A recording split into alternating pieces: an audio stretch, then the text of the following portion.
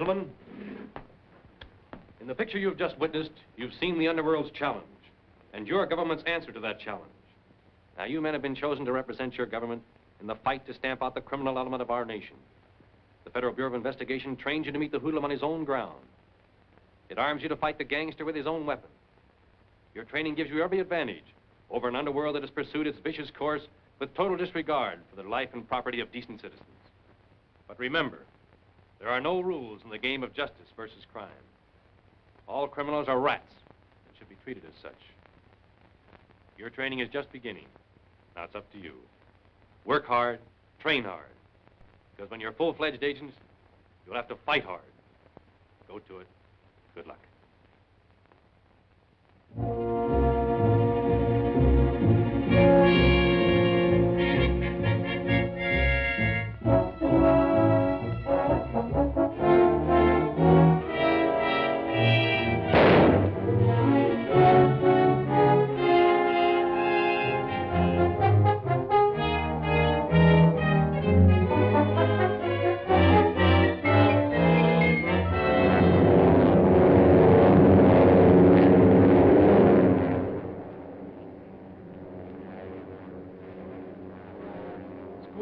G-Man. Why, tomorrow you'll be mingling with some of our best criminals. If the director hadn't sent for you to act as our instructor for a few months, I doubt if I'd have made the grade. So you think as a teacher I was a pushover, huh? Oh, no. No, I merely meant that... I understand what you mean, Ron. And thanks for the compliment. But your real teachers are the criminals you're going to run into from now on. They'll chalk up a lesson every time you meet them. And if you don't pass, curtains. 5 years ago, a soft-hearted parole board released one of our sweetest specimens. Since then, he's been mixed up in more crimes than you believe it possible for any one man to commit and get away with. We have very good reason to believe he's hiding somewhere in California with his 5 sons. I understand he rules them with an iron hand, and he's trained them each to be a specialist in crime. Poor Stark. He's one man we've got to get and get soon. I don't care if 50 G-men are arriving by plane tomorrow. I think the whole bunch of you are yellow. No son of mine is going to tell me whether their job is safe or whether it isn't. I make the decisions here and do all the thinking. Don't forget that. Well, I ain't yellow. Give me your gun and I'll bump Dick Tracy. Shut up. Sit down, kid.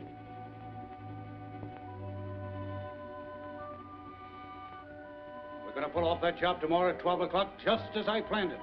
And you all know what to do.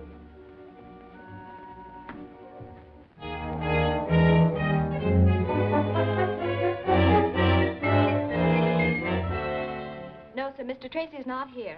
I'm expecting him at any moment. Yes, I'll be glad to. Mr. Tracy's office?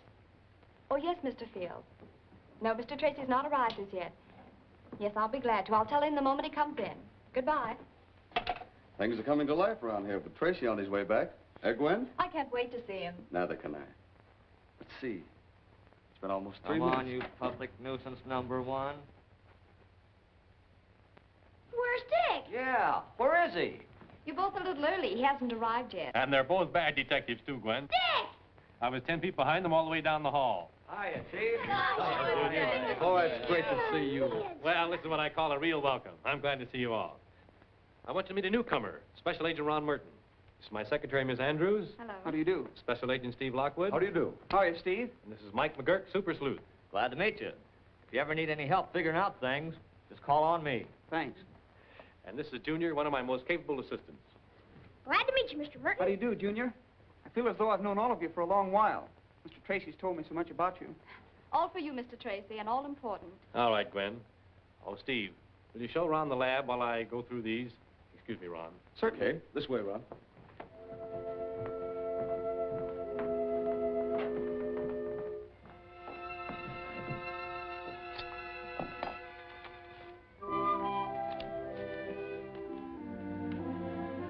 Just file this one. Hello? Dick Tracy speaking. Oh, yes, Mr. Ward. Surely, I'll send an agent right over. Ron. Pardon me. Gee, he sure is a swell guy, isn't he? Yeah, sure is. Yeah. No time like the present to go to work, Ron. The Ward Trust and Bonding Company has just requested a special agent to accompany $500,000 across town. Your first assignment. You'll find the details on this card. Right. I'll pick you up at that bank and we'll take Junior back to school. Okay. Yes, sir.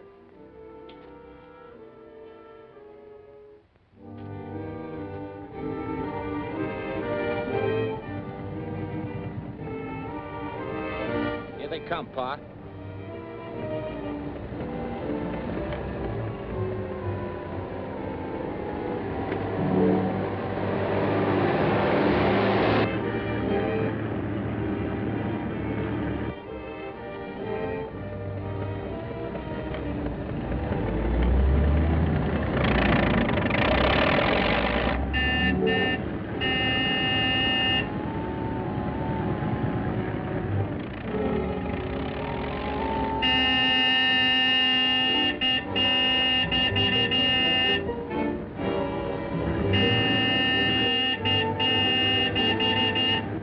That van up ahead must be deaf. Yeah, you better turn off this alley at the next intersection.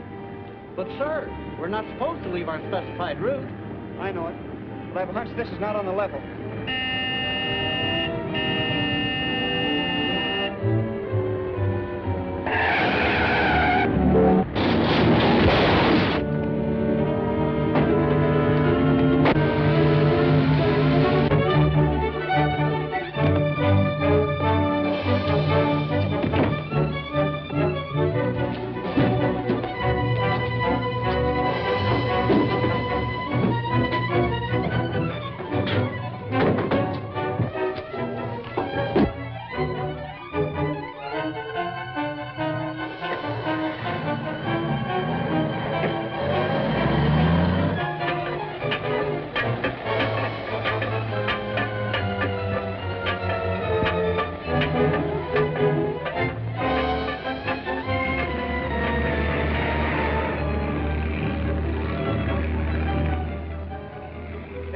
Sure finished those guards in a hurry. There wasn't a peep out of them.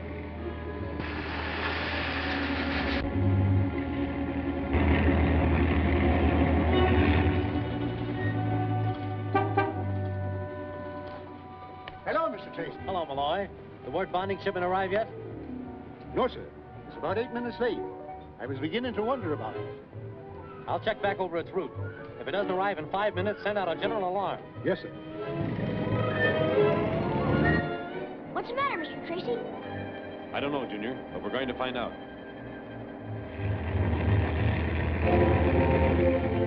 It's almost through. Be careful you don't get a whiff of that gas when she comes open.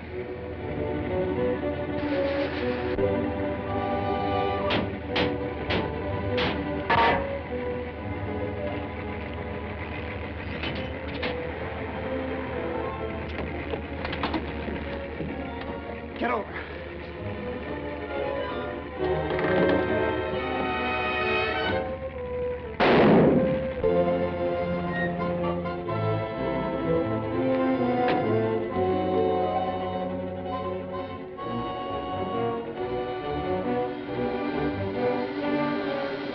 Something is wrong, Junior.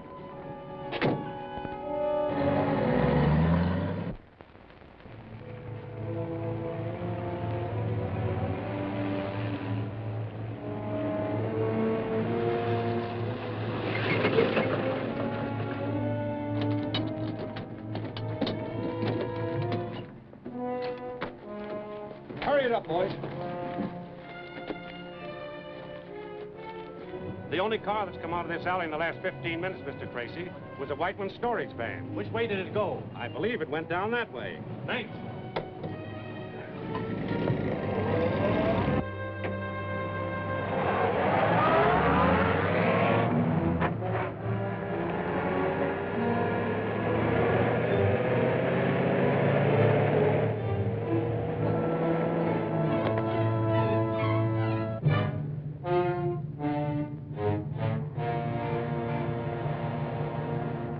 Certainly was a nice piece of work. Yeah. Went off slick. But the G-man, he... What about the G-man? You didn't figure on gas masks. Well, come on, what happened? Don't worry. He won't cause us any trouble. Kid plucked him. He had a gun on Champ and me. Suppose you made sure he was dead. Well, he dropped without making a sound. Did you make sure he was dead?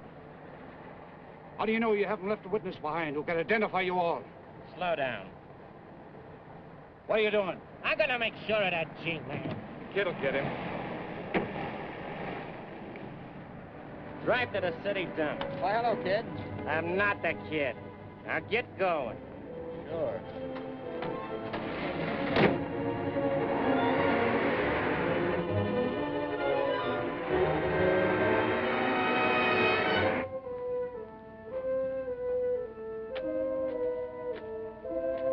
Yeah, just went around the corner, heading in the direction of the city dump.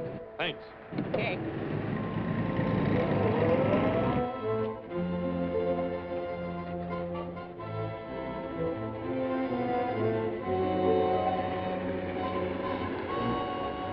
Slow down. That's the man I'm supposed to meet.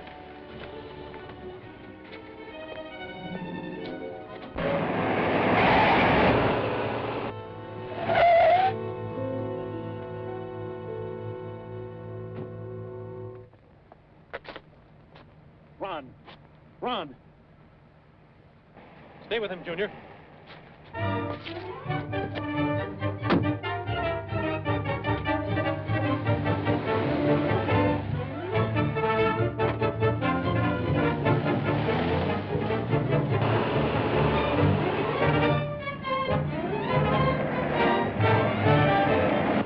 That car catches us, I'll blast you.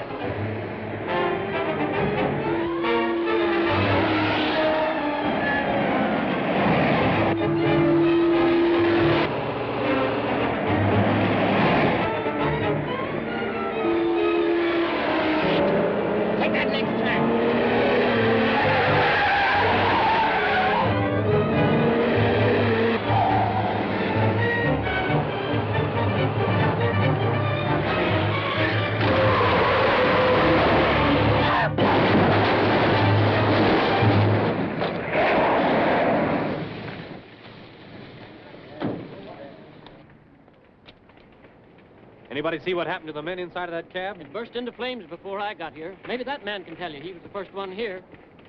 Worst one I ever seen. I was no more than 20 feet away when it happened. What about the people inside? Poor fellas, they never had a chance. The driver still seemed to be conscious. I tried to get to him, but suddenly the cab was a mass of blazing flames. You live in the neighborhood? No, I live over the other side of town. I just happened to be walking this way today. You know, the old business, looking for a job. Quite a walk. Yeah. Especially with a broken ankle. You'll be needing a doctor to fix that fracture.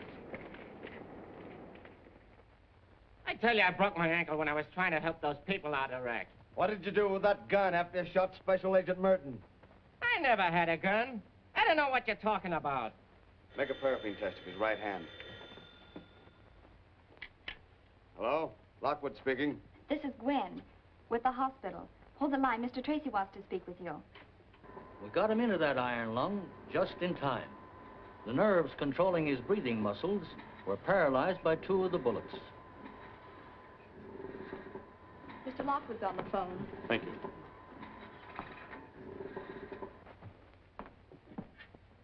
Hello, Steve. The doctor says Ron will pull through. That's good news, Dick. He's still unconscious, but when he comes to, we'll be able to identify that man we're holding. We've just taken a paraffin test of his right hand. Yep, they show up all right, Chief. Yeah, there's no doubt he's guilty. Lock him up. I'll be at the lab in 20 minutes. Okay, Dick. Lock him up, boys.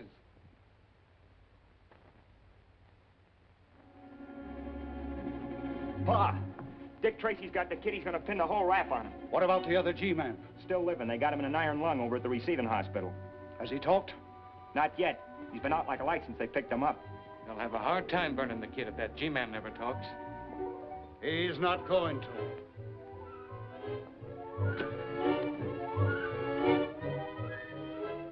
This will check for those footprints we found along the bottom of the ditch.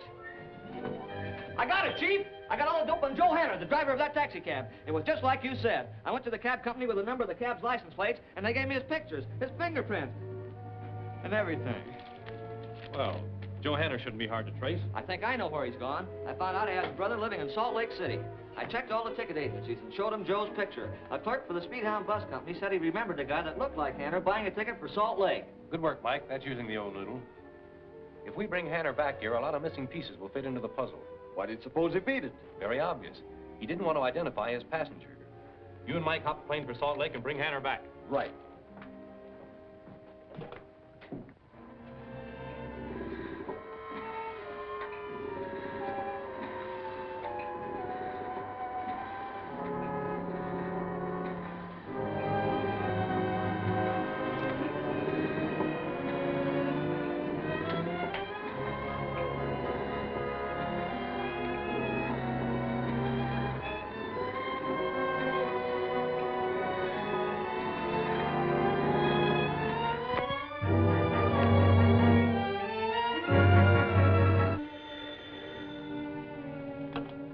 Hello?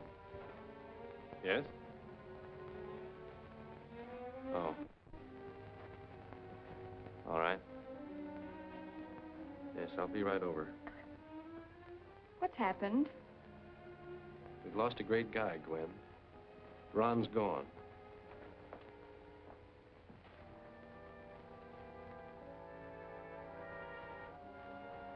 It was only this morning I sent Ron in his first assignment.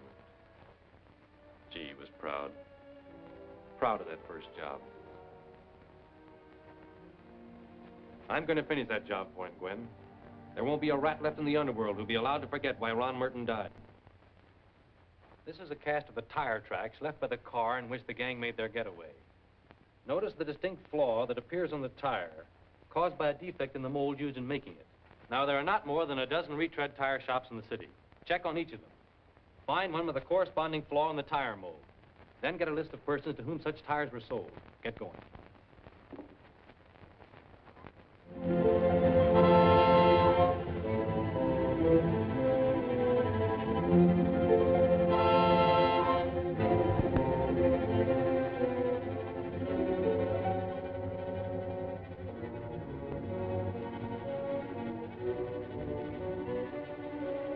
G-men are holding a suspect whom they believe Hanner will identify as the man who did the fatal shooting. I guess it's all up with the kid now. Why, the best mouthpiece in the country couldn't save him. If that taxi driver puts a finger on him. Yeah, if it wasn't for him, the kid would have a chance. They'd have a hard time proving he was in that cab. I've got a plan that'll keep Hanner from ever laying eyes on the kid. Snub, drive straight to the ridge with that equipment. Okay. You leave in the sedan about a half an hour. I'll pick up Champ and meet you tonight at the beam station. Right.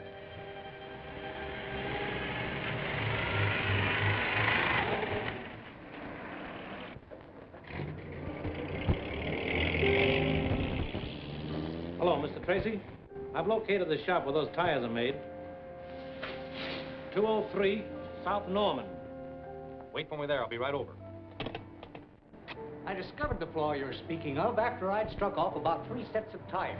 I had the mold repaired right away. Well, that narrows the search down considerably. What became of those tires? Why, that fellow who owns the electrical shop across the street said he wanted it for some friends of his. So I sold him 2 sets. That's him now. Thank you. We'll question him.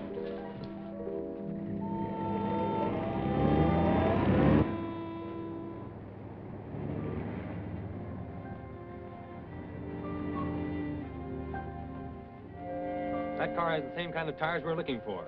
I'm going to follow it and see where it goes. You question the men in the shop.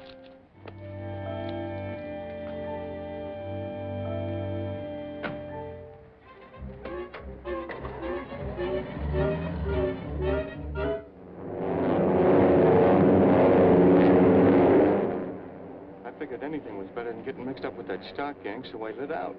So it was Kid Stark that did the shooting. Yeah. My life wasn't worth 2 cents being a witness to it. Why, they'd have rubbed me out in no time at all. You guys will have to give me plenty of protection until the rest of that gang is rounded up. You'll get it all right.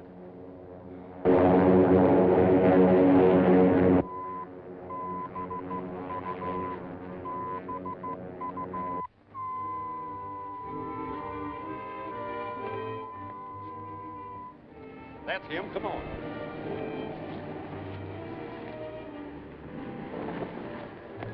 Park the car off the road, Sam. We got to step on it. There's not much time.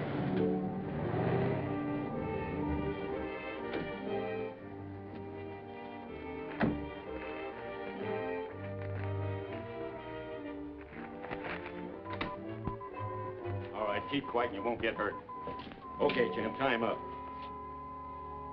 Get up. Come on. Keep watch outside. Hey, what are you guys up to?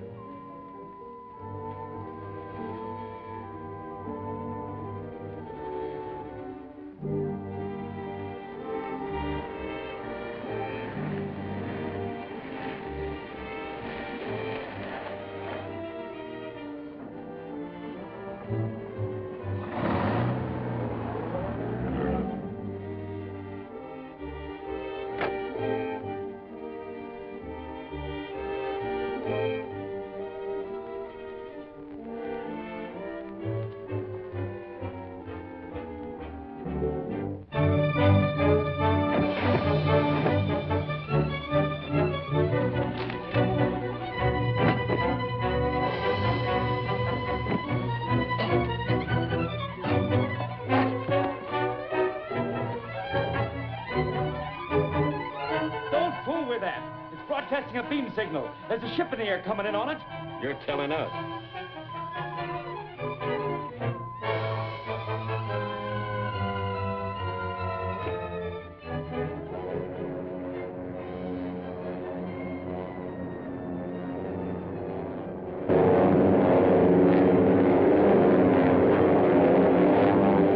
Now.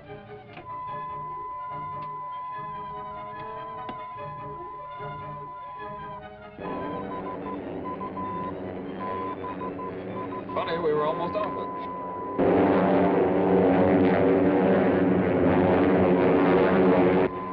Better veer north a little.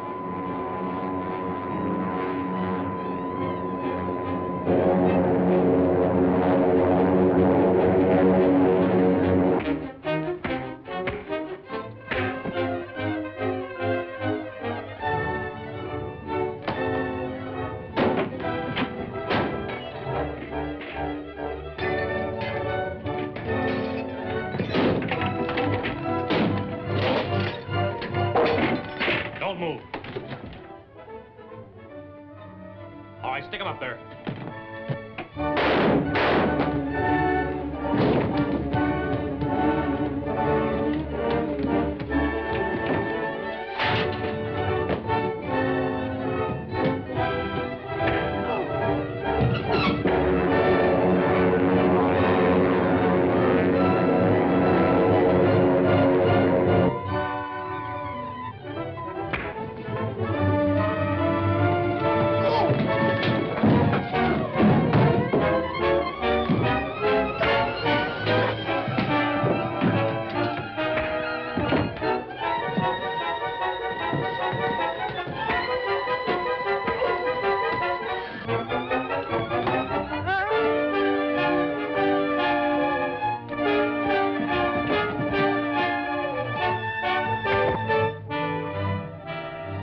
In here.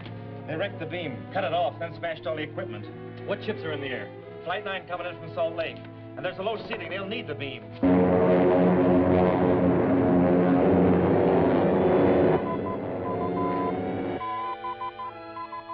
The minute the beam cut out, they probably circle and headed for another port. They're in constant touch with the airfield anyway. Well, can we listen in on their reports? Everything's wrecked in here. But the fellow who works the day shift has a receiving radio in his plane. It's on the field outside. Come on.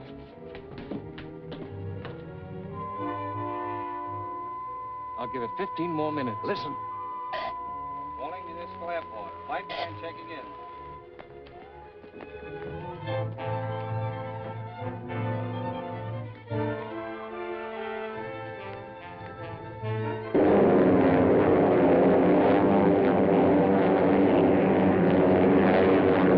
Flight 9 calling the airport.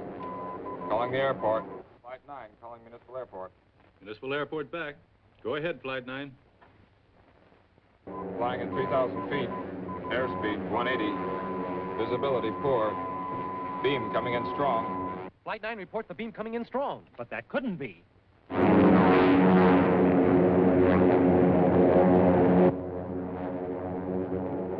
One of them kept looking at his watch, and at a certain time they cut the switch. That's it. When they cut off that beam, the rest of the gang started a false one somewhere. A false beam that is leading the ship to disaster. How long would it take you to warn the airport to broadcast a message to that plane? I could drive to a phone in 5 minutes. Is this ship gassed up? Yes. I'm taking off to pick up that false beam to locate its source. You get to that phone and warn the airport before it's too late. Hurry. Contact!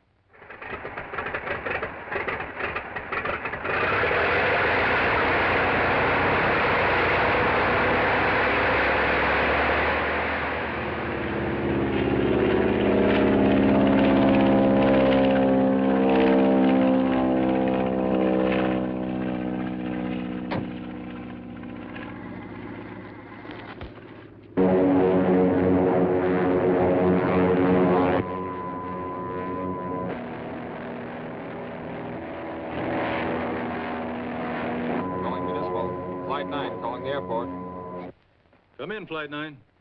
Visibility still poor. Figure we've cleared the Coldwater Mountain range. Beam signal strong.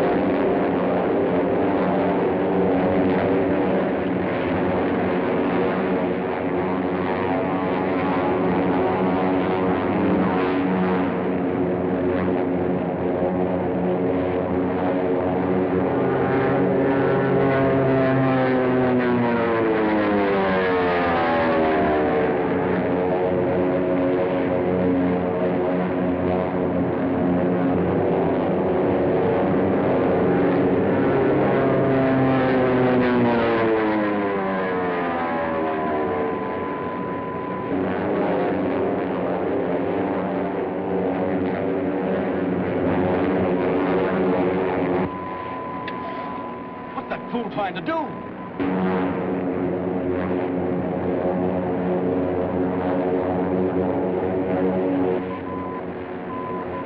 This crazy pilot's trying to wreck us, Mr. Lockwood. Look.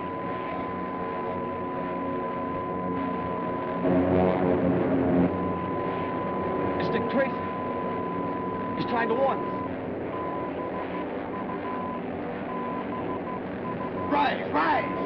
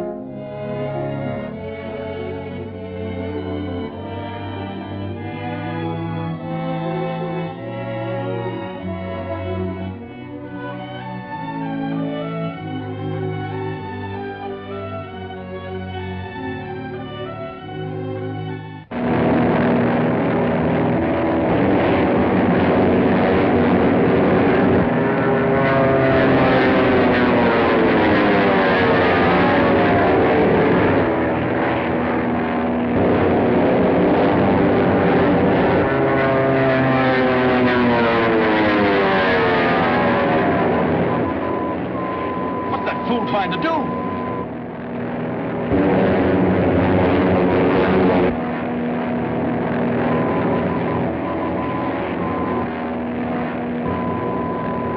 It's Dick Tracy.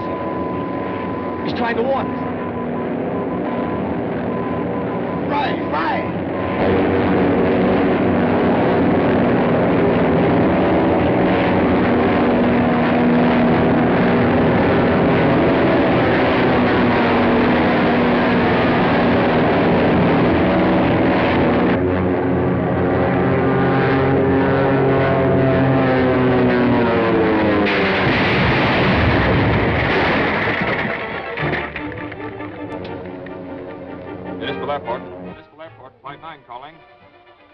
Municipal Airport.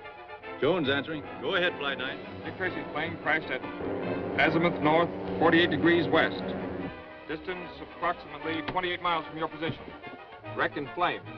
Send a rescue party immediately. That's all. Load the stuff on the truck. Snuff, drive the truck to town. Right.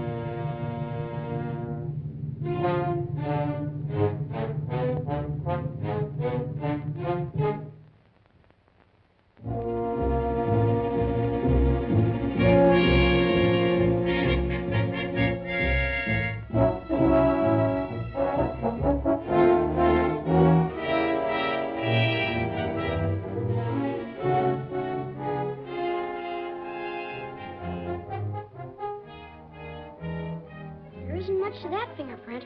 It'll do. We can identify people from much less of a fingerprint than that.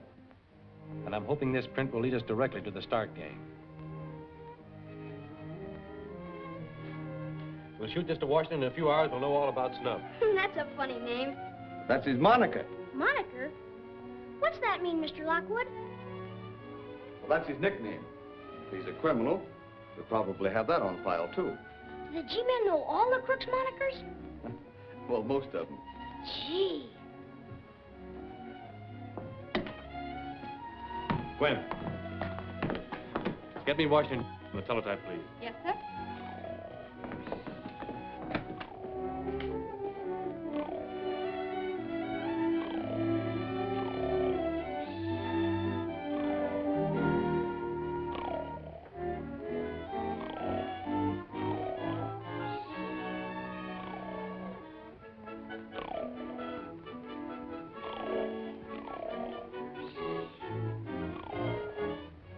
Identification Division, FBI, Washington, D.C.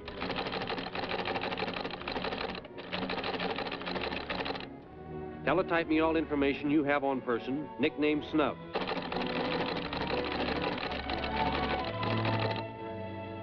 Fingerprint classification. Tracy's car's over in that garage. If he gets to court, he'll pin the whole rap on the kid. Not when this blows up. Okay, when you get it planted, go on back to the hideout. Right.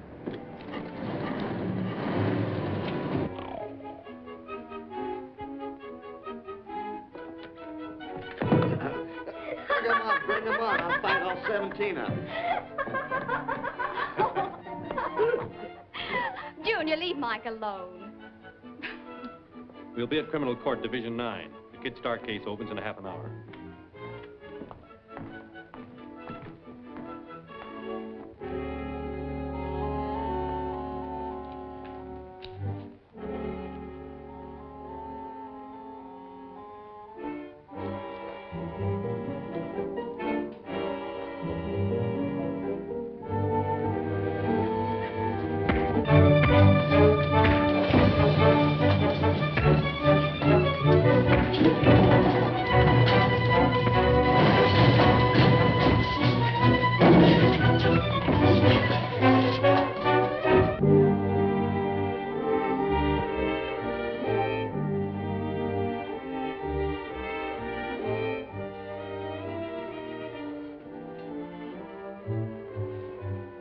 Nice people. Yes. I have a suspicion they don't like me. Look after them, Steve. I've got to get to court. Right.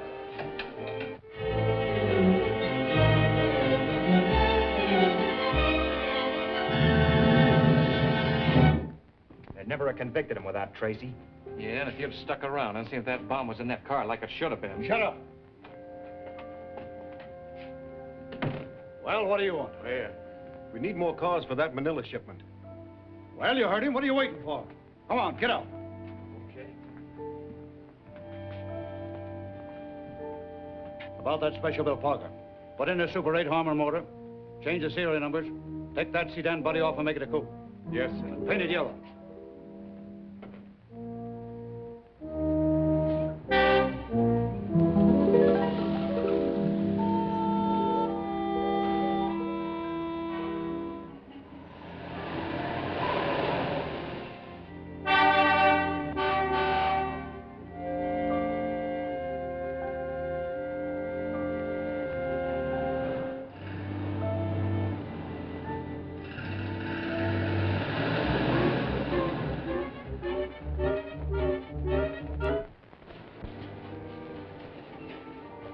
Cool it down, put in a Drake mortar, and paint it a two-tone green. Right. Hey, Scrub, strike it. Okay. It was easy. Why, she even left the keys in the car. Can you imagine anybody being so dumb?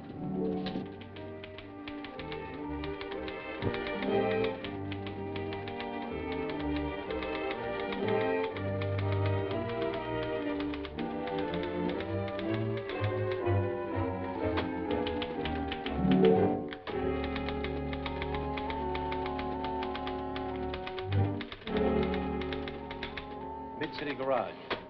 Let's go have a talk with Mr. Snub Madison.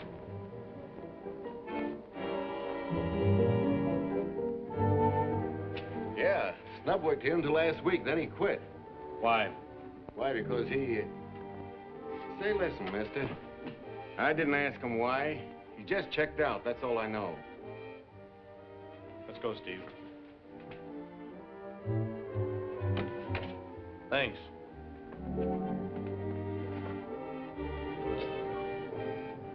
Well, what do you think? Snub's up there, all right. I saw his time card in the rack. You get Hunt, Rance, and Reynolds. I'm gonna have a look around. Right.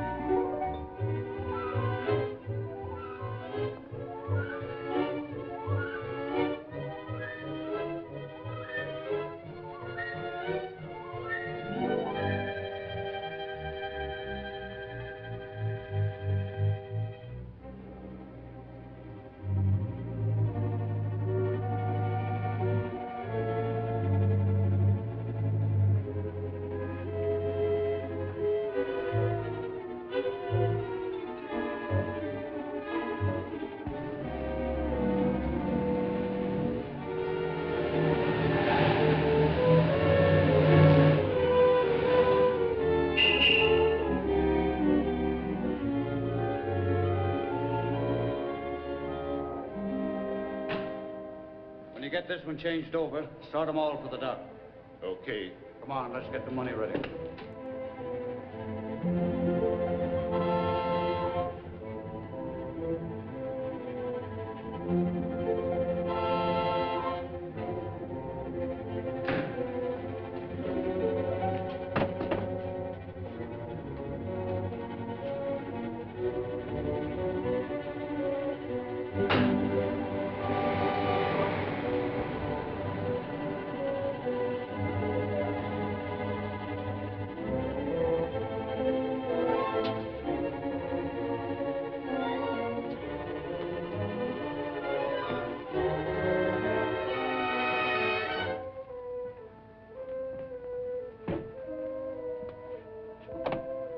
$500,000.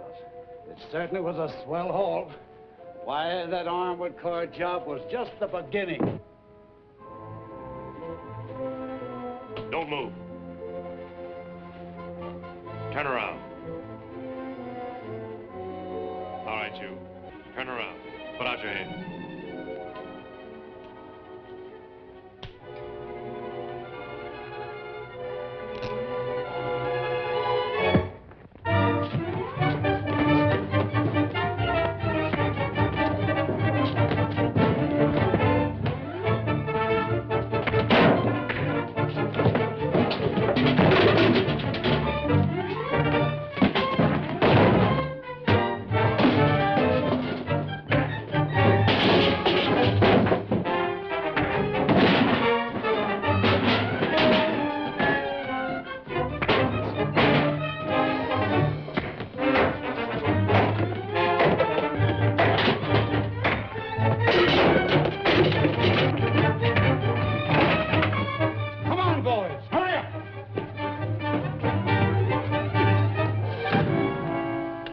What's the idea? The paint remover's loaded with ether.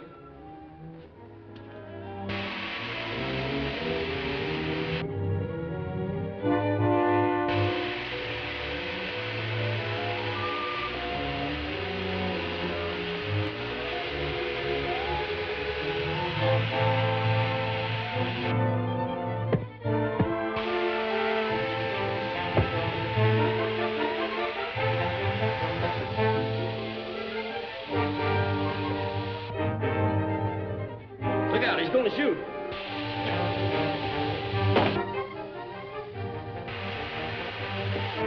Well, what do we do now? That ether gas won't clear out for hours. Trigger, do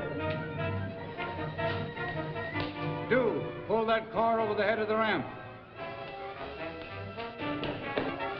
Don't let that gas get you.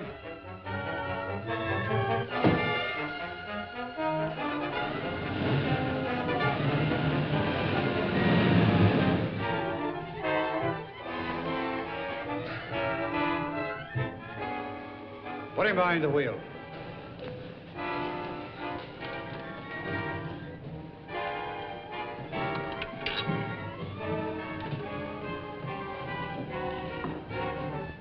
Ramp the wheel over and get out. He'll crack up, and his death will be accidental. Shove it down the ramp.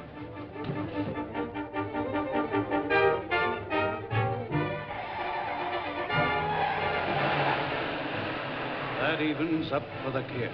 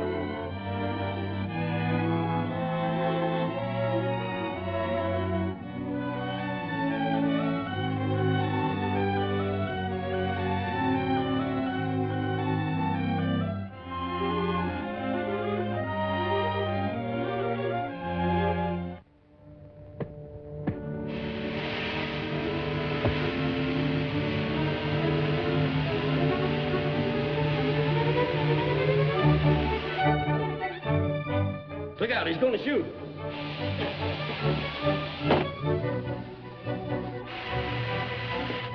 Well, what do we do now? That ether gas won't clear out for hours. Trigger, dude. Dude, pull that car over the head of the ramp. Don't let that gas get you.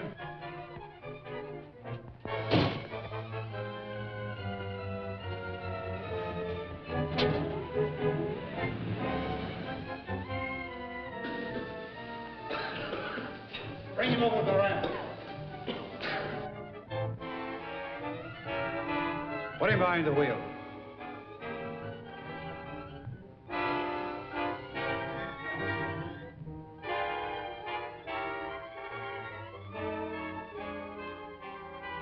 Ramp the wheel over and get out.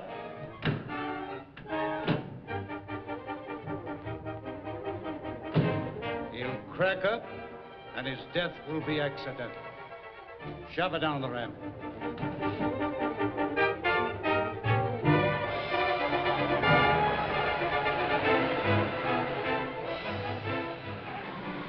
That evens up for the kid.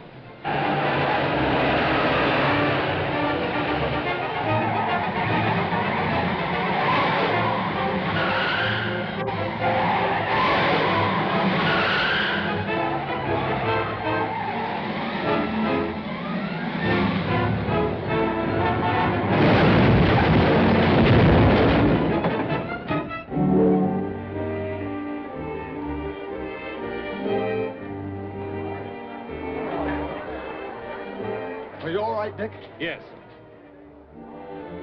The Starks. They're on the 6th floor. Come on.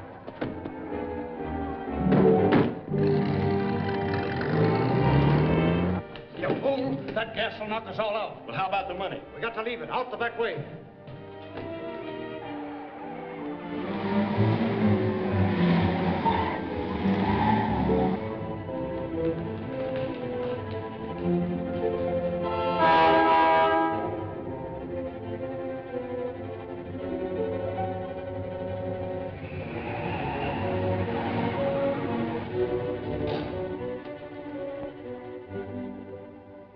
Hand me that gas mask. Come on.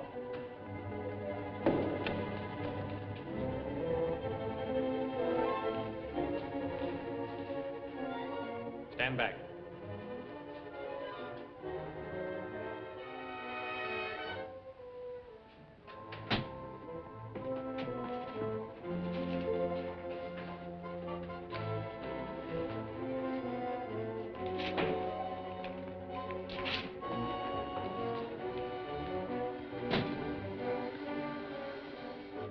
Money Ron Merton was guarding when he was shot. That wall's a fake. There are machine shops on the other side. We'll break it down. They'll be gone before we can break through. They're bound to leave clues. We'll fingerprint the place and take their files and correspondence. You men bring the money. Come on, Steve.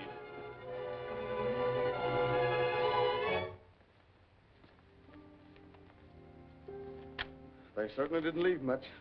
Clever guy, that Stark. All prepared to move out. But as we were taught in school, a criminal always leaves something. Here's a slim chance. Maybe something's written on this. We'll test it.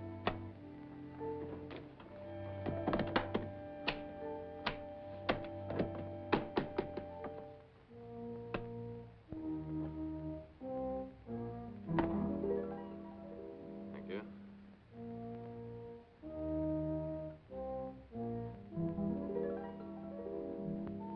Kroner. He's a spy, isn't he? Worse than that. He buys naval and military plans and sells them to any nation that will pay him. I wonder what he wanted with the Starks. Check on Kroner. Take Rance, Reynolds, and Hunt and cover all his activities for the past week. Make a list of all his telephone calls and copies of all the telegrams he sent and received. Right.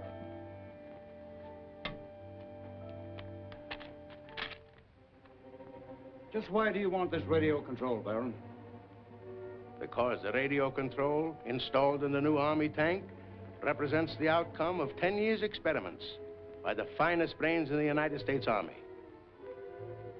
A military development of the utmost importance. What about the guards, Kroner? They'll have been disposed of. The car that the tank is being shipped into the coast will be sidetracked at Perlita Junction about 2 p.m. The rest is up to you. We'll have the radio control for you before evening. Excellent. The powers I represent will pay you well for its safe delivery. But, gentlemen, remember, I expect results. Good day. To Baron Nikolai Kroner, Shore Hotel, Los Angeles.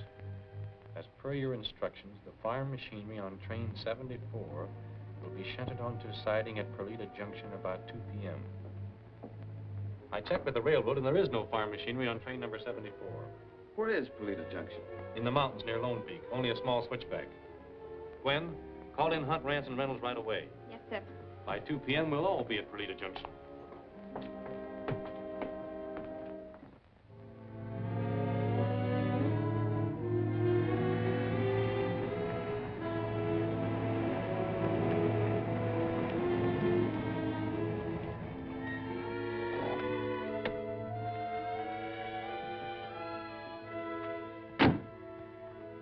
Pretty quiet. Right on time.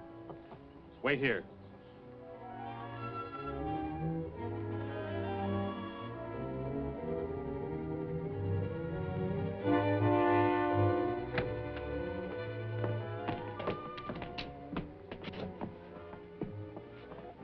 How long have you been tied up? About 10 minutes. I was sitting here taking a message when some men jumped me. Telegraph the sheriff's office and have them get up. I can't. I can receive messages okay, but they've wrecked my sending key and opened the circuit. I see. Get word through as quick as you can. Come on, Steve. Let's go, men. The siding's over there. Take it easy. Hurry it up, boys. We'll drive her down to the ravine. We'll need time to take that radio control out of her.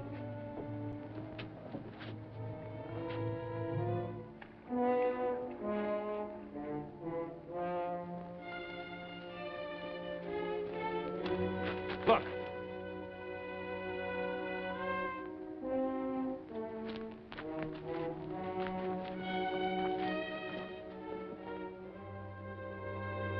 I get it now. They're after the new Army experimental tank. Stark! Stay where you are. It's Tracy! G-men! Let him have it!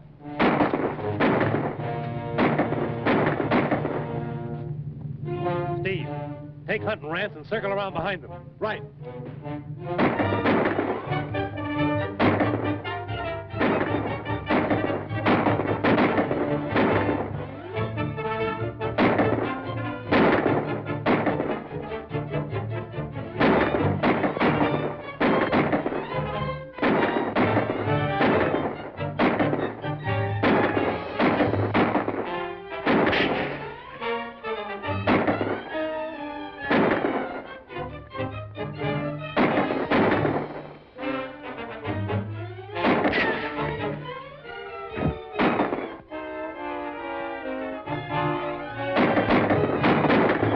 Here. Trigger, get the engine started. It's our only chance for a getaway.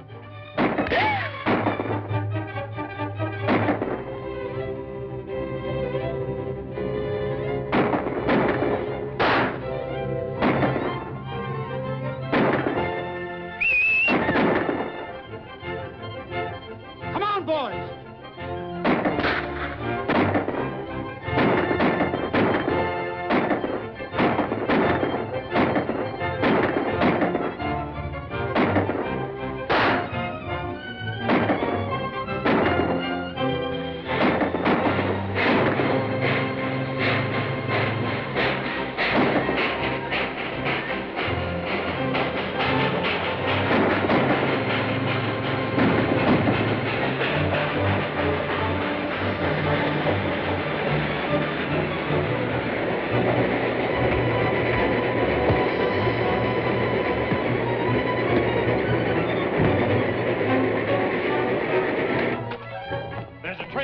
Down the mountain.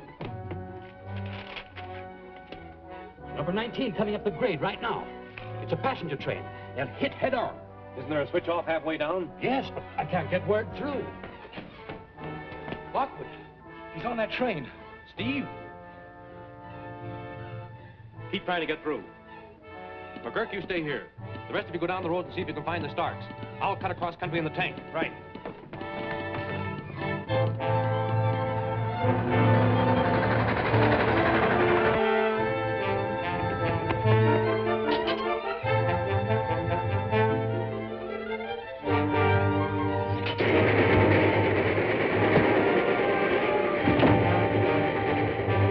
Wait. Let him ride the car down the mountain. Supposing he comes to and jumps off. I'll fix that. Take those handcuffs and handcuff him to that.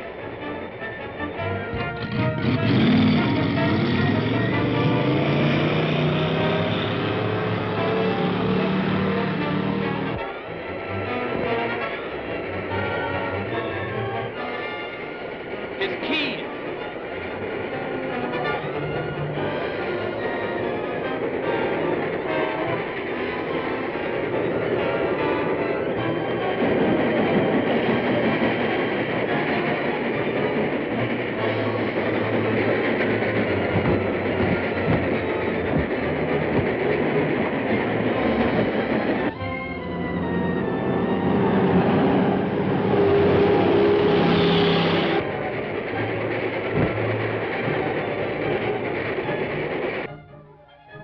This may do it.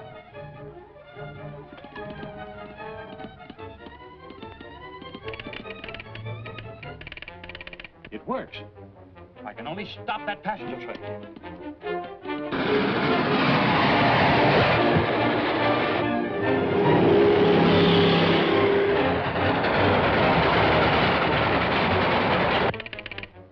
Too late. Number 19's already gone through.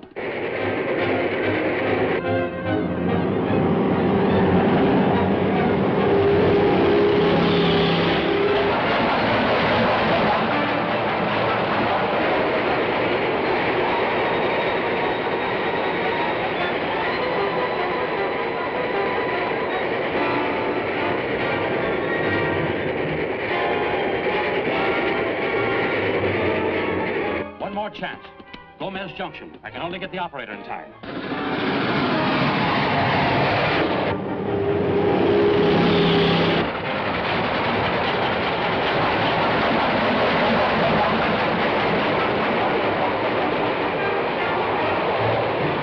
Steve's on that train. He may be killed. He's only one. There are hundreds of people on that passenger train.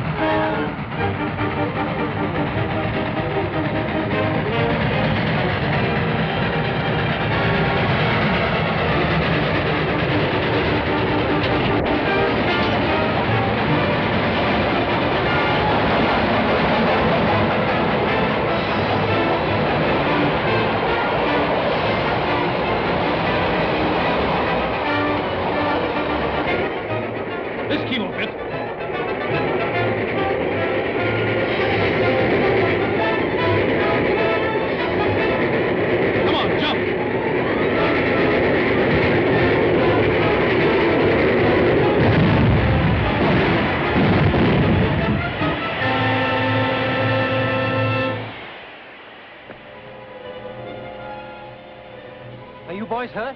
No, we're all right. Can you get word through to Perlita? Sure. Tell the FBI men to pick up Tracy and Lockwood here. Right. No use looking further for the Starks. Let's go. Dr. Worthing, we have made all arrangements to destroy your new 200-inch lens unless you pay me $50,000. Further instructions will follow. Dr. Worthing, he's the famous astronomer at Wilmar, isn't he? Yes, and he just finished work on that new 200-inch lens. Have this tested for fingerprints. Yes, sir. Steve, get me all the dope you can on Worthing, will you? Right.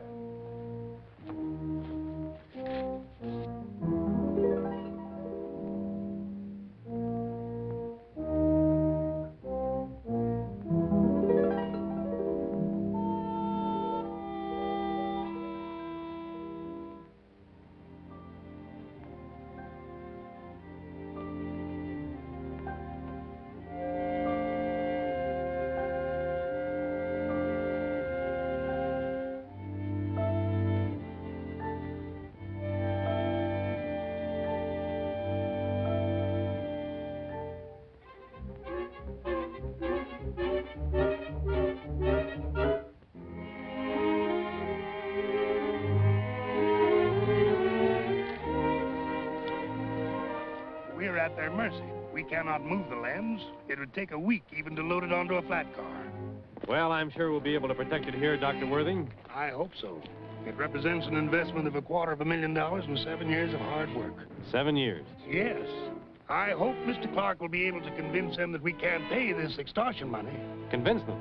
You mean you're in direct contact with them? A second note last night told us to have the money at a point on the upland highway exactly 6 miles east of Holloway at 10 this morning. You know, Mr. Clark is as deeply interested in the telescope as I am. And you sent him to meet them without the money? Only a dummy package. He's going to plead with them in the interest of science. This is serious. I hope we can get there in time to stop him.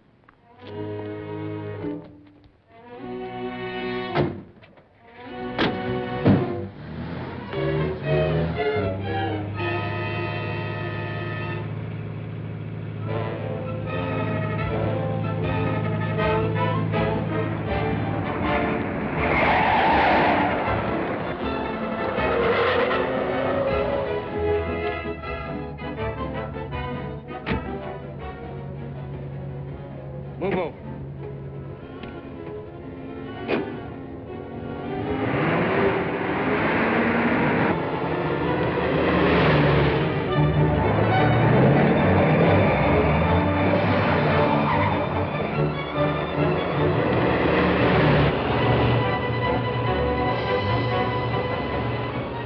That's his car, all right. The other one might be a contact car.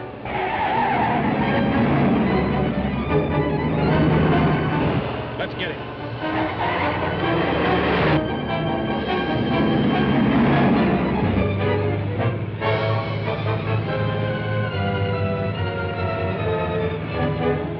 We're being followed.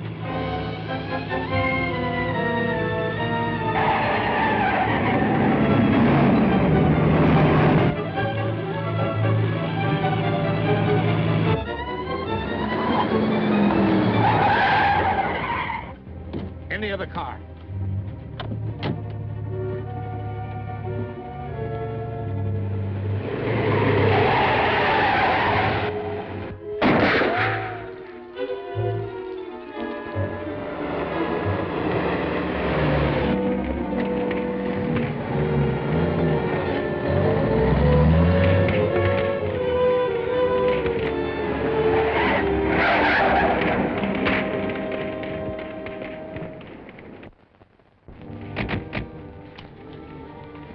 I guess that stops us.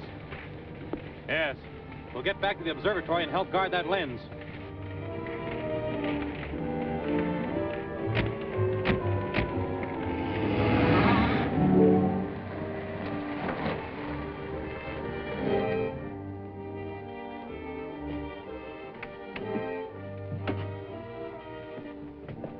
Here's the money.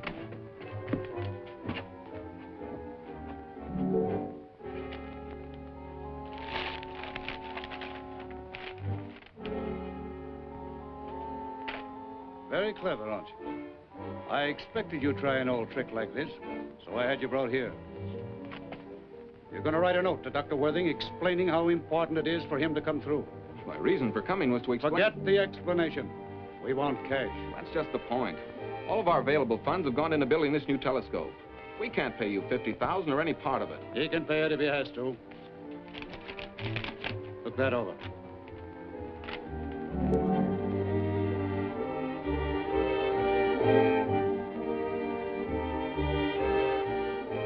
Why, this is a plan Yes. That's how we intend to destroy the lens unless he pays. Simple, bound to work. Yes, I'm afraid it will. Perhaps you will write that note for us now. I guess that's the only way. I'll tell you what to write.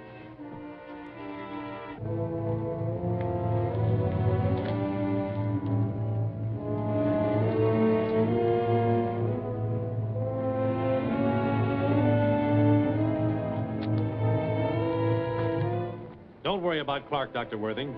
If they planned to kill him, they would have done so when they first found him. I hope you're right, but I'm still greatly concerned. Meanwhile, I suggest that you close the place to all visitors. The crowd's already gathered for the afternoon lecture, and I hate to disappoint them now. Wouldn't it be all right if I just run through this one lecture and then close up? If you do, it's on your own responsibility. Doctor, I found this note pinned to the lens house door.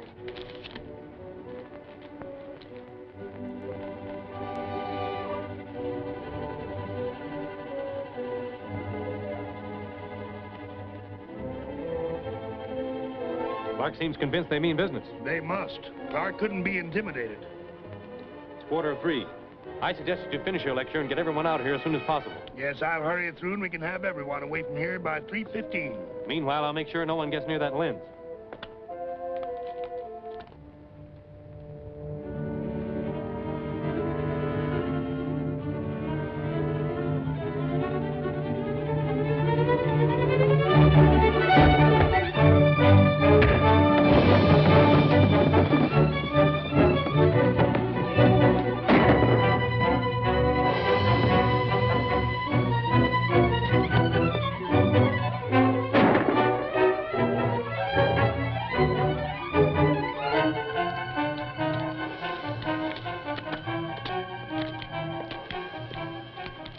Shall we go in? No, we better stick around and see what happens.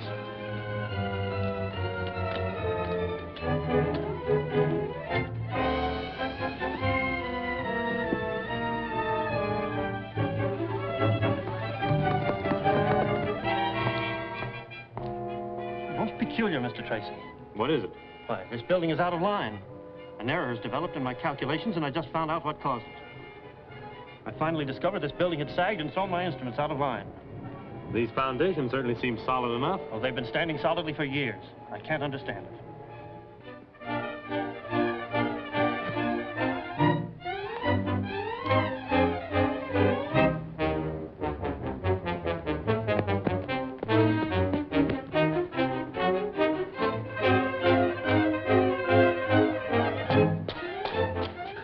They tunneled in from...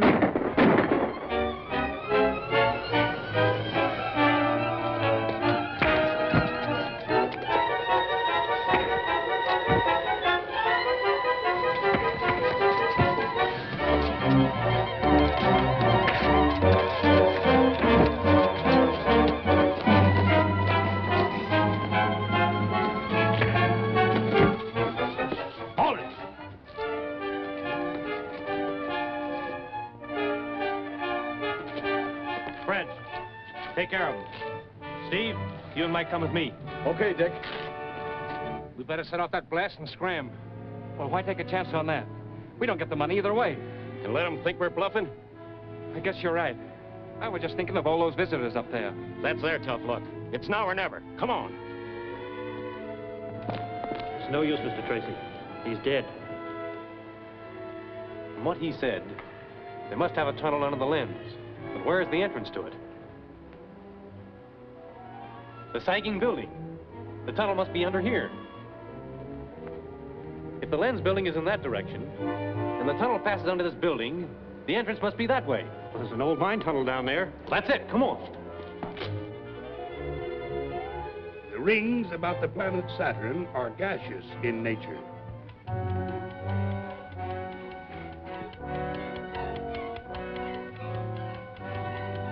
Hurry it up. That only gives us 5 minutes.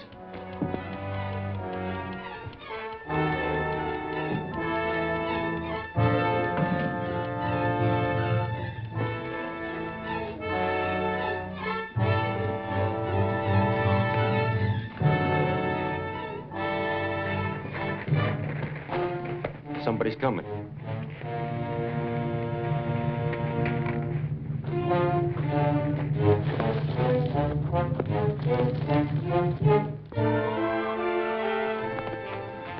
This is it. Stay here, Mike. Come on, Steve.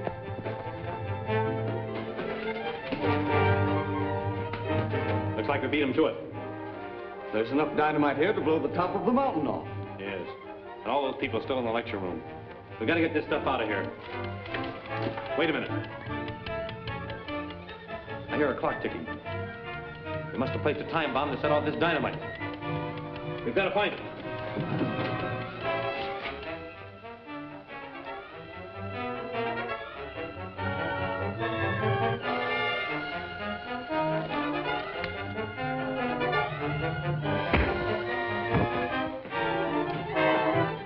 Let him go.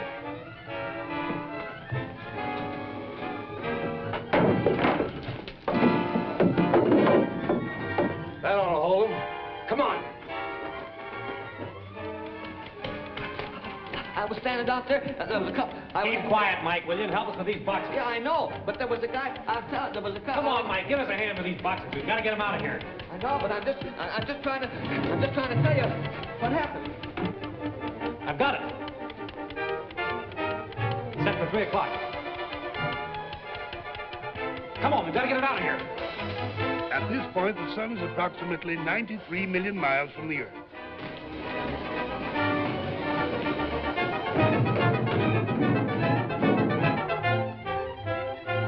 She's due now.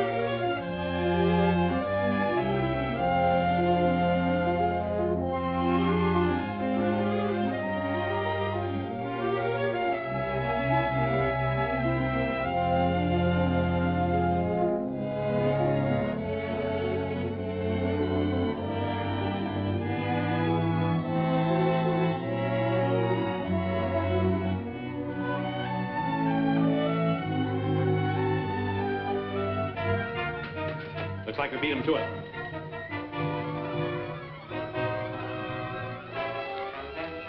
We gotta get this stuff out of here. Wait a minute. I hear a clock ticking. They must have placed a time bomb to set off this dynamite. We've got to find it.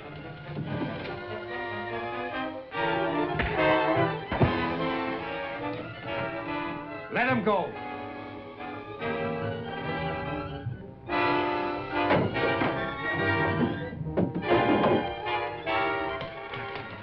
I was standing out there, and there was a couple. Keep quiet, Mike, will you? And help us with these boxes. Yeah, I know, but there was a guy. Come on. I've got it. Set for 3 o'clock. Come on, we've got to get it out of here. She's due now.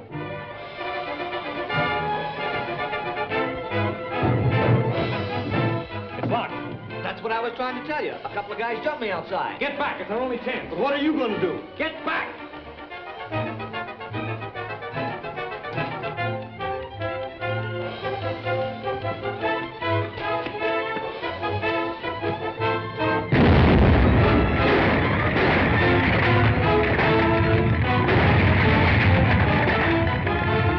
Let's get to the plane.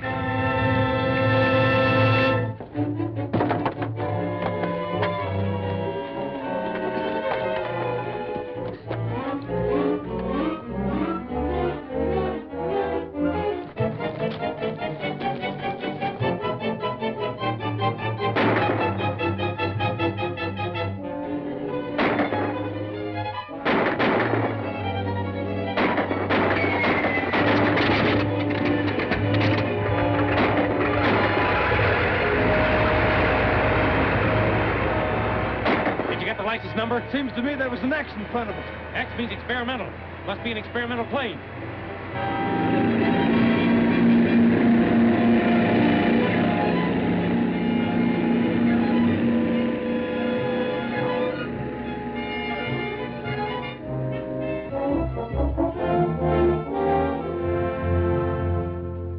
Low wing mono, 5.5 dihedral. There's a slight angle of incidence. That's about it. Looks very efficient to me. Thanks, Mac. Okay.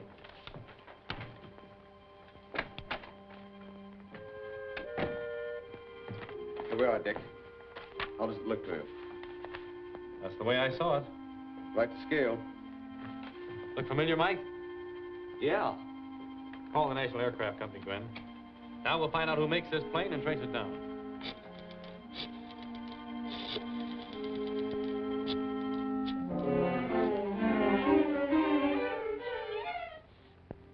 Sit down, Mr. Tracy. It looks like the model, all right, but you must be mistaken. The plane you saw simply couldn't have been the type. Why, only 4 of these planes were ever made. 1 was wrecked during a test flight. The other 3 have never been flown. Well, we must be mistaken, Dick. Thank you very much, Mr. Carston. We're making a test flight with our number 2 ship in a few minutes. Of course, these are designed for the government, but as government men, you're very welcome to view it. Thanks. We'll have a look. Come with me.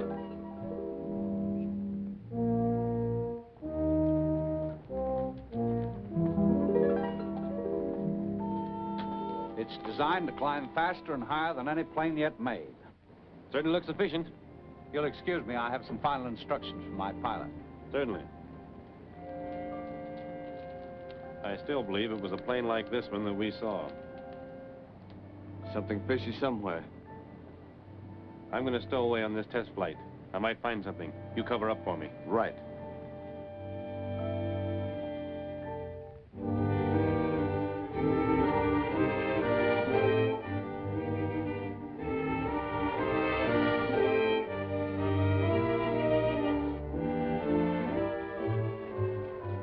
This is Brand, our test pilot.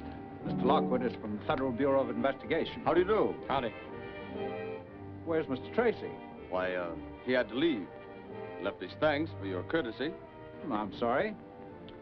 Well, Brand, all set? Yes, sir. Plenty oxygen? Fresh tanks? Shoot okay? Yes, but I don't think I'll need it today. I hope not. Well, off you go. Good luck. I'll do my best, sir.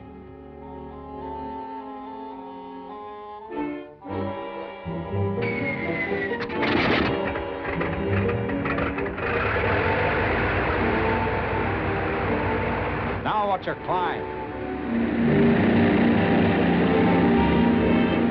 Very pretty.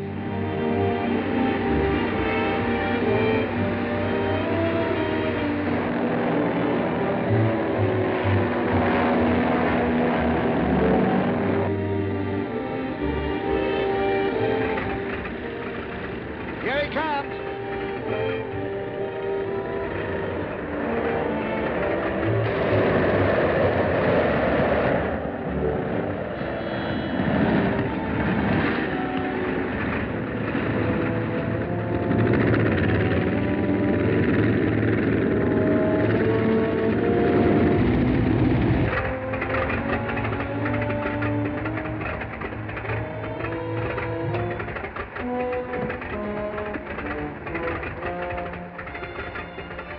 Made it so far. Nice going. Better take her up over Edgeware Bay, circle the town a couple of times so you'll have plenty of witnesses. But fly high so they can't spot the type. And don't forget to call when you land.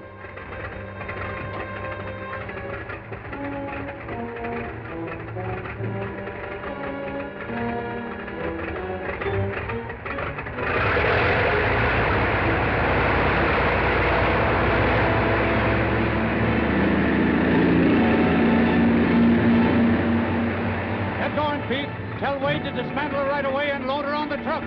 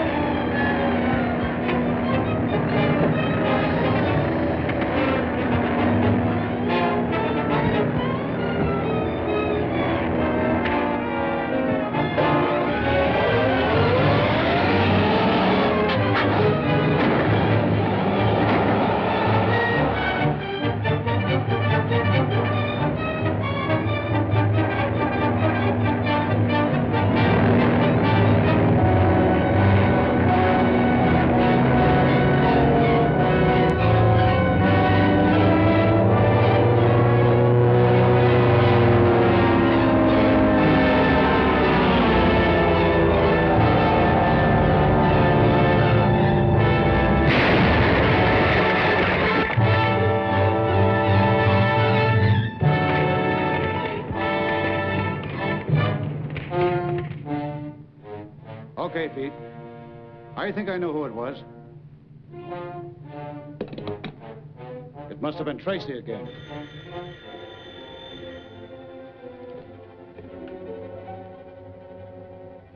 It's Brand. Everything worked perfectly, just as planned. Yes, listen. We're pretty sure that Dick Tracy was in your plane. Dick Tracy? Pete discovered him. There was a fight. Leave it to me. I'll lie like a trooper and put Tracy right on the spot. Right.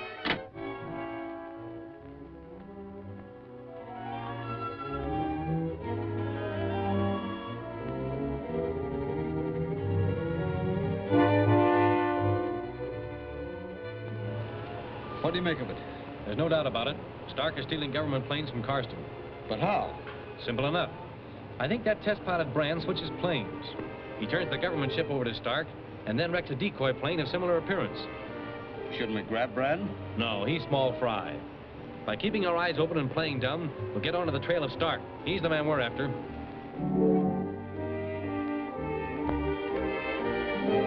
It all sounds very irregular, but I've assured Mr. Tracy that there must be some logical explanation. There is. You see, I had just passed 16,000 feet. Everything going beautifully when I discovered a leak in the outside oil line. Union's too light? That's it. We'll double the size in the other models. So I spot a good open field over near Sierra Bonita, and I sat down to fix the leak. But the two mechanics there, were you expecting trouble? Of course not. A private plane from Glendale made a forced landing there this morning. Those two mechanics were sent out from the factory to get the ship going. They were just starting back in their car when I dropped down. There, you see. With their help, I fixed the leak in a jiffy, and was just about to take off when I discovered Mr. Tracy hiding in a tail. Did you see or hear anything that conflicts with Brand's statement? No. I couldn't see from where I was, and the roar of the motors... I'm afraid, Mr. Tracy, that your imagination ran away with you. You G-men are so in the habit of suspicioning everyone. I might have been mistaken. You were when you thought you saw one of our ships at Mount Wilmot. I think he's right, Dick. Let's forget it. I'll vouch for Brand. He's a swell pilot and above any suspicion. Thanks, Mr. Carston. Now, Brand, how about that accident? Well, she was handling perfect. I was just over the beach at Edgeware and climbing nicely when I saw a trickle of gas across the floor. How come? Well, I checked the fuel line, and sure enough, the tube was cracked and bent. Next moment, there was a burst of flame, and I bailed out right then. I'm mighty glad you escaped, but how do you account for the break? Well, I don't like to say. Come on, let's have it. All right, I will. When I was trying to eject Mr. Tracy, one of us must have kicked or fallen against the tubing and cracked it. Well, Mr. Tracy?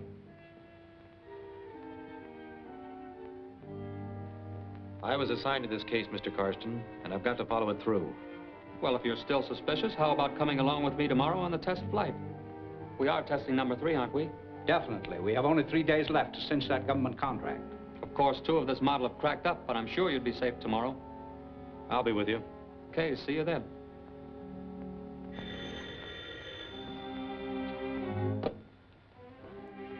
Grand. Yeah, what is it? I didn't think he'd have the crust, but he's going up with me tomorrow. Perfect. Here's where we get rid of Tracy permanently. I'm not going to get my neck stretched for that guy.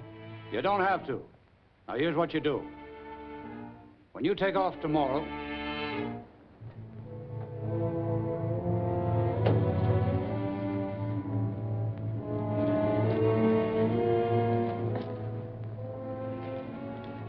what's this?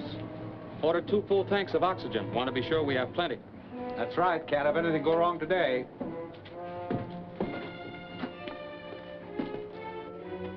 Which is the oxygen and which is the anesthetic? The one with the brown band will put him to sleep. Dick, I hate to see you make this flight. Forget it. It's all in the day's work. Happy landing. Right. We're waiting for you, Mr. Tracy. All set.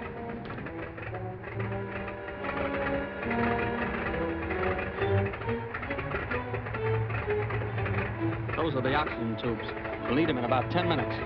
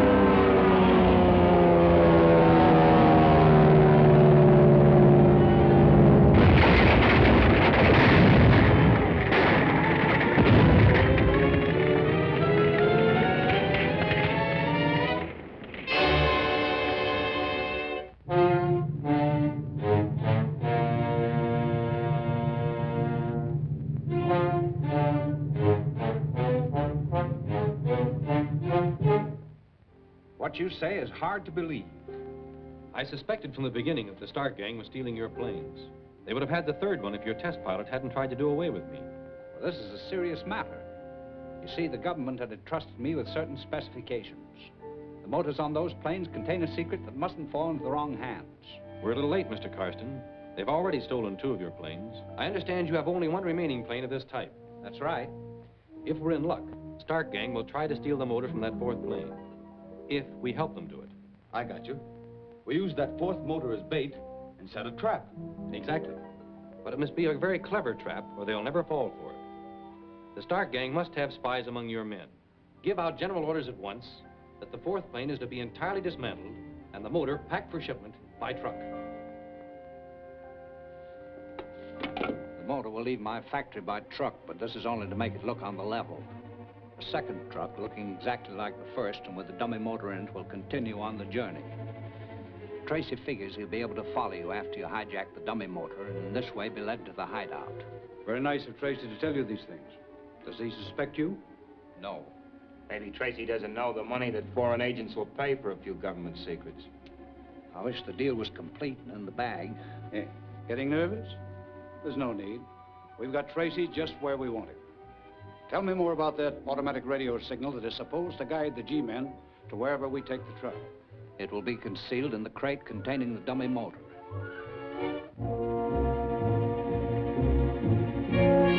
This automatic radio signal will be started the moment the truck is stopped. Your job, Gwen, is to take the direction readings as we broadcast them into you. Triangulate them on this map. That way, we'll always know the truck's exact location. Now, I've got to go. This thing has to be crated and put aboard the truck. Good luck, Steve. Thanks.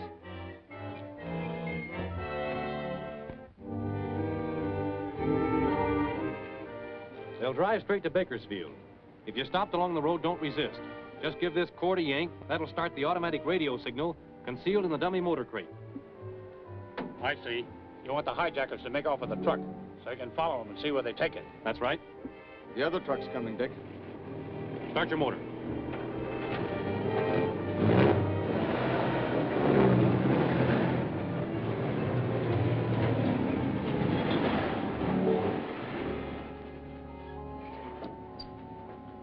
So far, so good, Mr. Tracy. But the real motor is in this truck. I don't want anything to happen to it. I'm going to ride with it to the government warehouse. That's a good idea. Come on, Steve.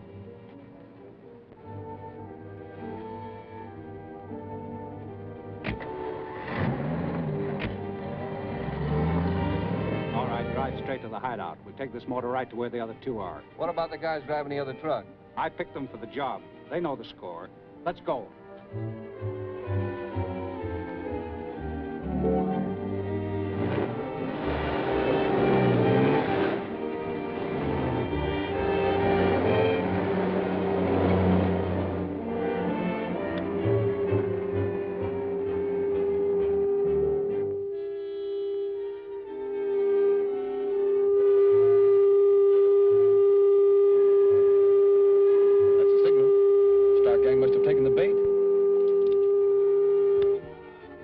Tracy calling. Calling headquarters from location 12. Radio signal coming in from north 11 points west. 11 points west.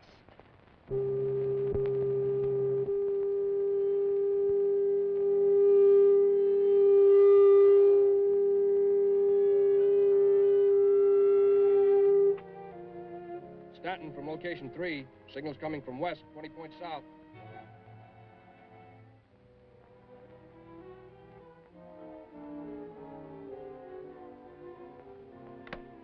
Headquarters calling all cars.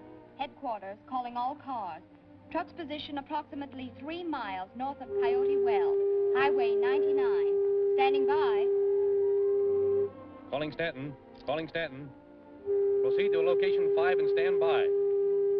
Stanton back. Okay. Let's go.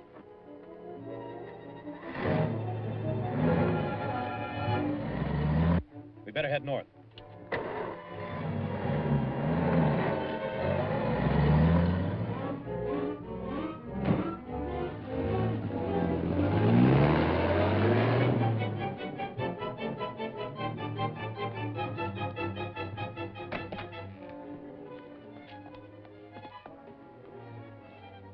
us nothing to do but wait for the payoff when the foreign emissary gets here. This is a red letter day, Carson. And if my plans go through, Dick Tracy will never trouble us again. That truck should be entering Dorman Canyon with the automatic radio signal on it about now. Here comes the truck.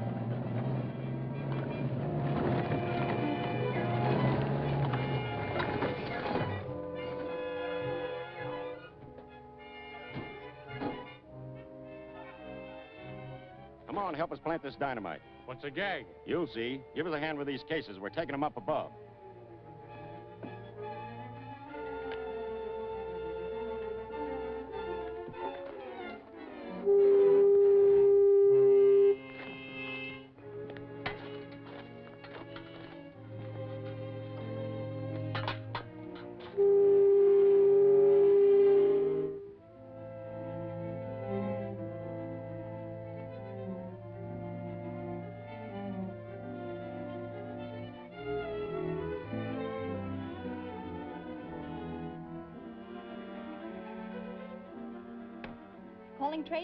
Calling Tracy. The truck is stopped in Dorman Canyon. Dorman Canyon is midway between Hammett and Tarleton City. Okay, Gwen. Stand by. Calling Stanton. Calling Stanton. Proceed to Dorman Canyon. We'll meet you there. That is all. Message received. Cut across for the ridge route.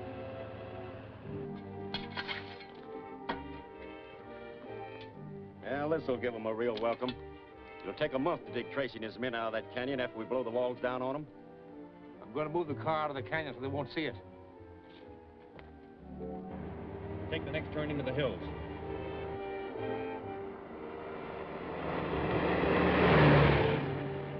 Well, the G-men ought to be along any minute now. You two stay here, light that fuse when I give you the signal, then clear out. Right. Come on, dude. We'll watch for them.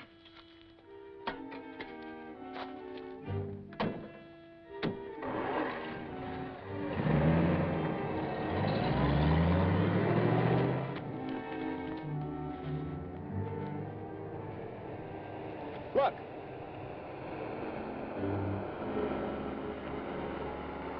That's the first of them, all right.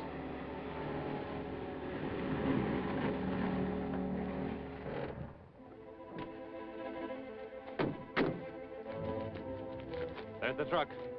And no one near it. Let's find out. No, wait. I don't like the looks of things. Dick. Those tracks. They're still wet. There's something fishy about this. Think it's an ambush? It might be. Lay low and wait for Stanton and McGurk. I'm going to see where these tracks lead to.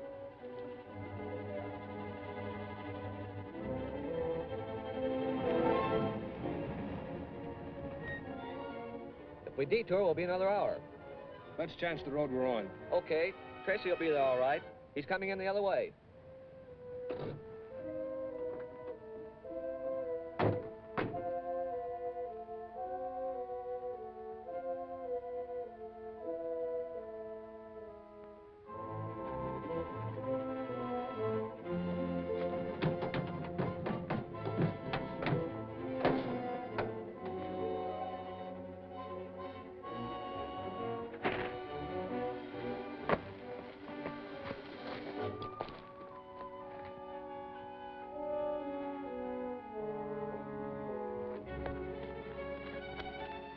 There's the truck. I wonder where Dick Tracy is. He'll be along. Let's investigate.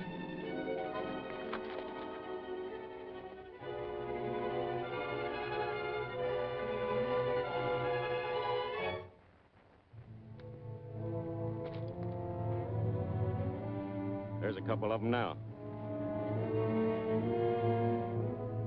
I'll signal for the explosion when they get near the truck. What about Tracy? Oh, he may be wise to us. Let's get this over with.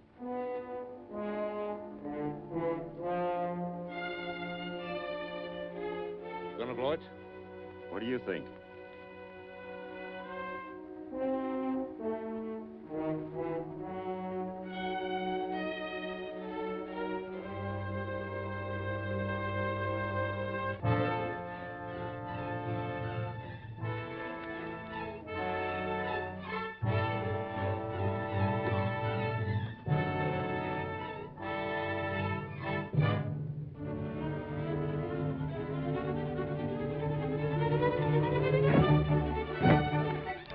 Don't shoot. You'll warn them away from the truck. Stay here.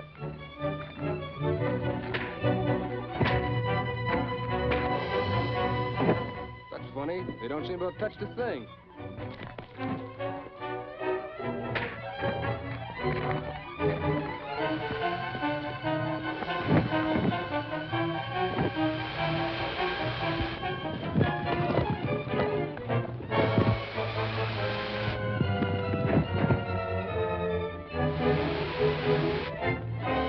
Tracy hasn't got a chance.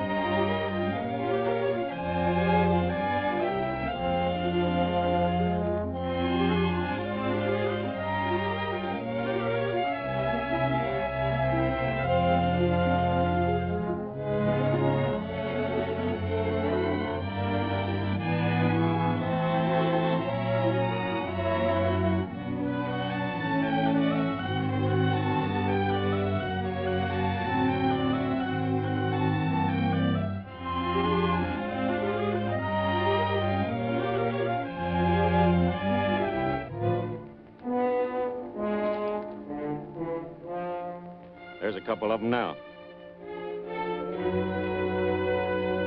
I'll signal for the explosion when they get near the truck.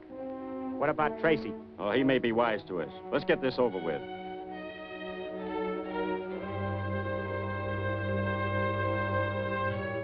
Gonna blow it? What do you think?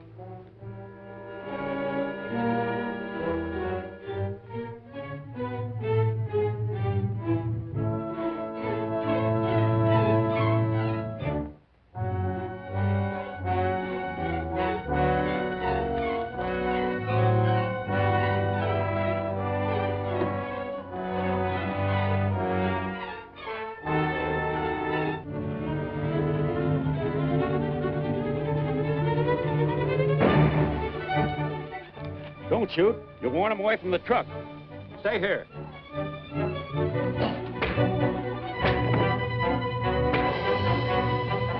That's funny. They don't seem to have touched a thing.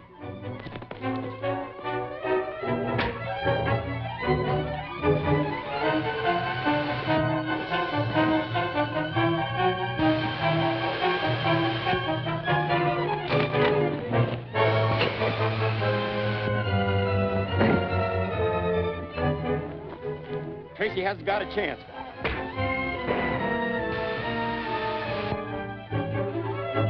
Mike! Ben!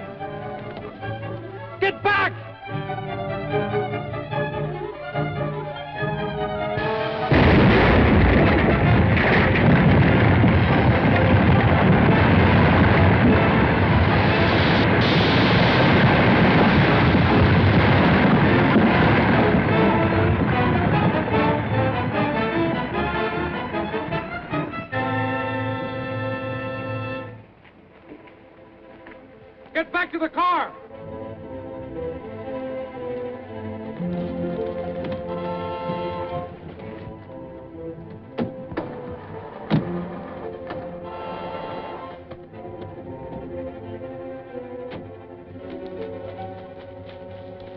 Let's go.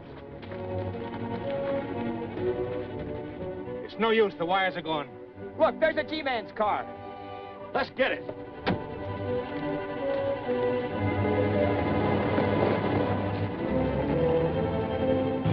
Stark gang have a car planted up ahead for a getaway, but I fixed it so they can't use it. Be ready for a gun battle.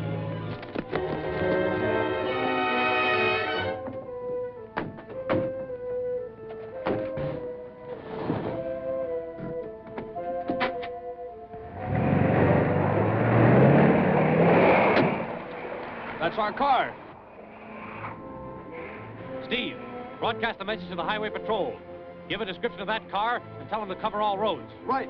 Stan McGurk, you come with me. We'll check for clues in their car.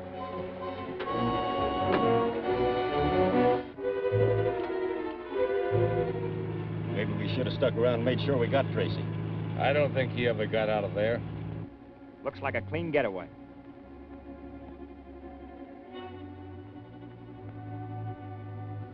Dick, come here. Say, when's Zarkov gonna pick up those government motors we've got at the hideout? Tomorrow. They don't know the radio is broadcasting everything they say. Beats me how he figures he can smuggle them out of the country. That's Zarkov's worry, not ours. Zarkov. Say, I don't think we ought to drive all the way to the plant in this car. No, we'll ditch it the first chance we get.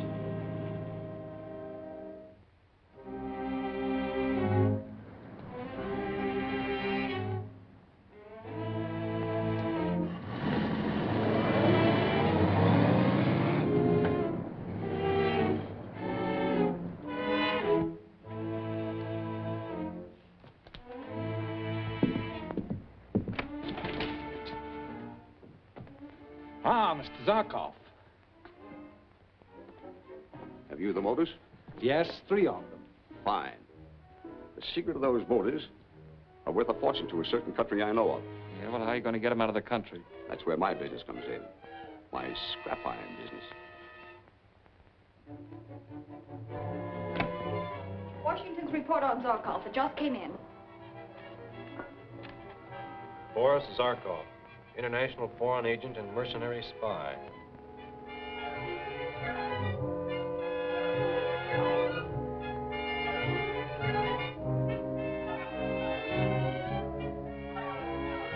Suspected as dangerous alien. Scrap iron, huh? I'm beginning to see the light. 3 valuable government airplane motors are stolen by the Stark gang and held in an unknown hideout to be turned over to this foreign agent Zarkov. Zarkov, meanwhile, is pretending to be engaged in the legitimate business of buying and shipping scrap iron to the Orient. How does Zarkov figure to get the motors out of the country? That's where the scrap iron comes in. If I'm not mistaken, in a few days, a ship will sail for the Orient carrying a cargo of scrap iron. Somewhere in that cargo will be the 3 government airplane motors. That's like finding a needle in a haystack. That's just it. It would be practically impossible to find those motors once they were aboard ship. We've got to get to that hideout before the motors are moved. When the Stark boys were getting away in that radio car, they mentioned going to a plant. Mix me a solvent catalytic agent for nitrate, will you, Steve? Certainly. Gwen, call the Maritime Board and find out what docks are loading scrap iron shipments for the Orient. Yes, sir.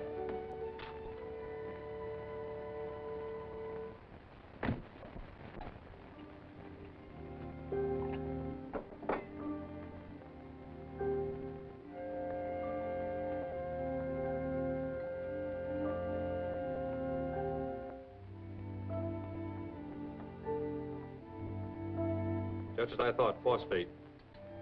That car we captured from the Stark gang has been kept at times where there was a lot of phosphate. They tracked it in on their shoes when they got into the car. Phosphate. That's what the farmers use for fertilizer, don't they? That's right. There's a tramp steamer Pier 40 sailing for the Orient day after tomorrow with a load of scrap iron. Good. Now find out the name of the trucking company. I've already done that, Mr. Tracy. You have? Mm-hmm. I tell you, Steve, the day of women's special agents is just around the corner. And what is the name of the trucking company, Little Miss Intelligence? Trendle, 358 Pier Avenue. Swell.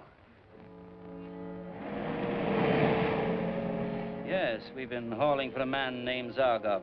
Scrap iron. Where do you make those pickups? Oh, different places. We were 2 days clearing off a junk car lot. Today we are bringing back several loads of scrap iron from a railroad yard. Obsolete iron wheels, cables, old boilers. I see. But tomorrow, the job is finished. Just 2 truckloads of old machinery from a broken-down fertilizing plant. Fertilizer plant. That's what I'm looking for. Now, Mr. Trendle, I want to ask your cooperation in this matter.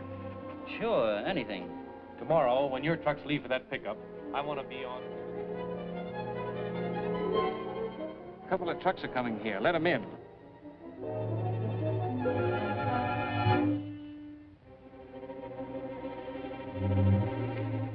Everything's all set. I think Zarkov ought to give us our cut now. That's what I'm going after. Come on.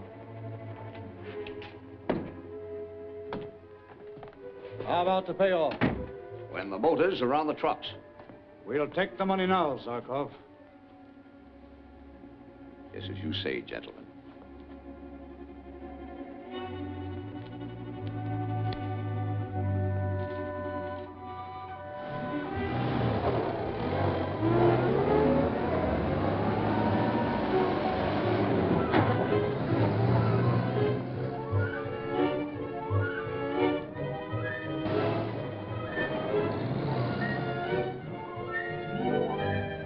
Where do we make the pickup? Right around the corner. The boys are waiting for you.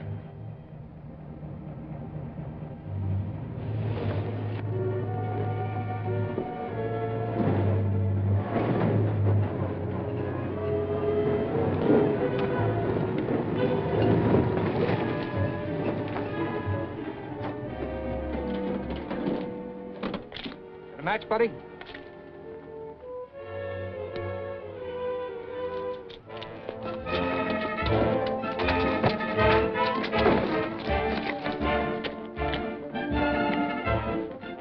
You two stay with them. Casey, come along with me.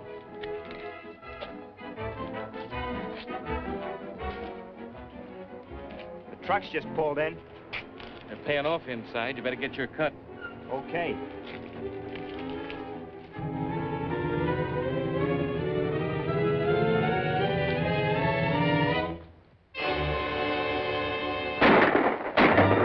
Get them in the truck. Keep down. Something's gone wrong.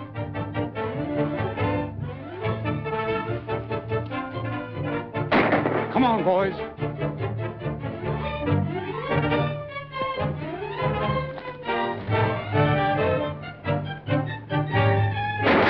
Take cover.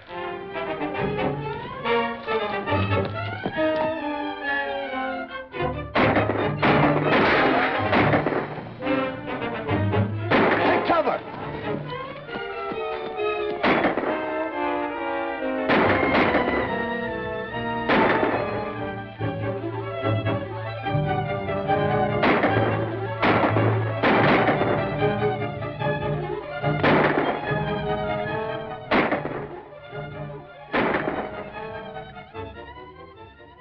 Don't move. It's a surprise seeing you here, Karsten. Now I'm beginning to understand a few things. Step over there.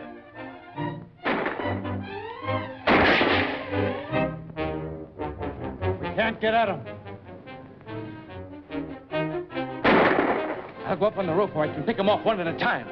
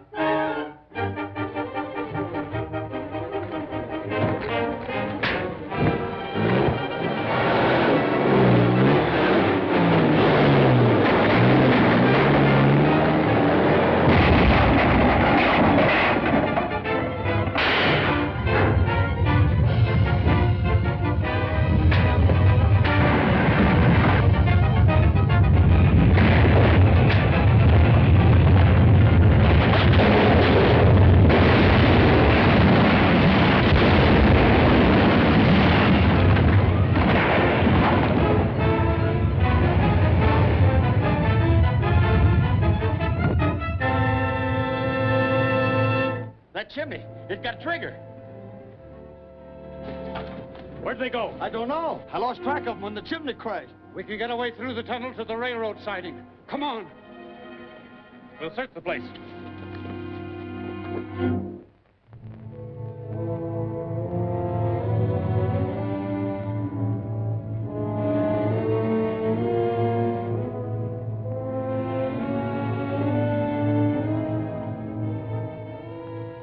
One more score we've got to even up with the G-Man.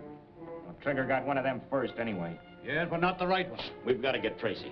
And I'm for bumping him off now. We'll get our chance one of these days. But right now, we need cash. How's your job with Trendle? Okay, I'm the regular driver on truck number 6. What about your helper? Oh, he's okay. He'll play along. Then we're all set. I'll fix up a note to Trendle. You want me to deliver that note? Yes.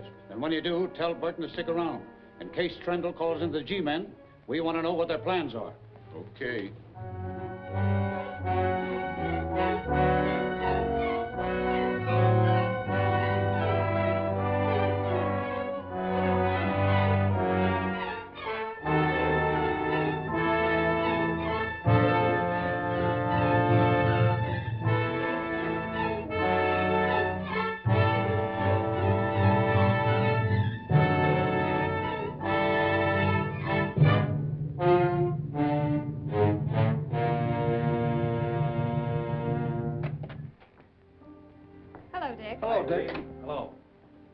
Trendle is in trouble. Extortion. How was this note delivered? He found a pen with a knife to his office door. Any fingerprints? Not on the note. Steve was looking over the knife. Find anything? Take a look. There's a fragment of wood sticking to the haft. Soft pine and paraffin. Must be from a match. It's been chewed on. The owner of that knife is a doodler. See what else you can dig up, Steve. I'll go see Mr. Trendle. Come on, Mike.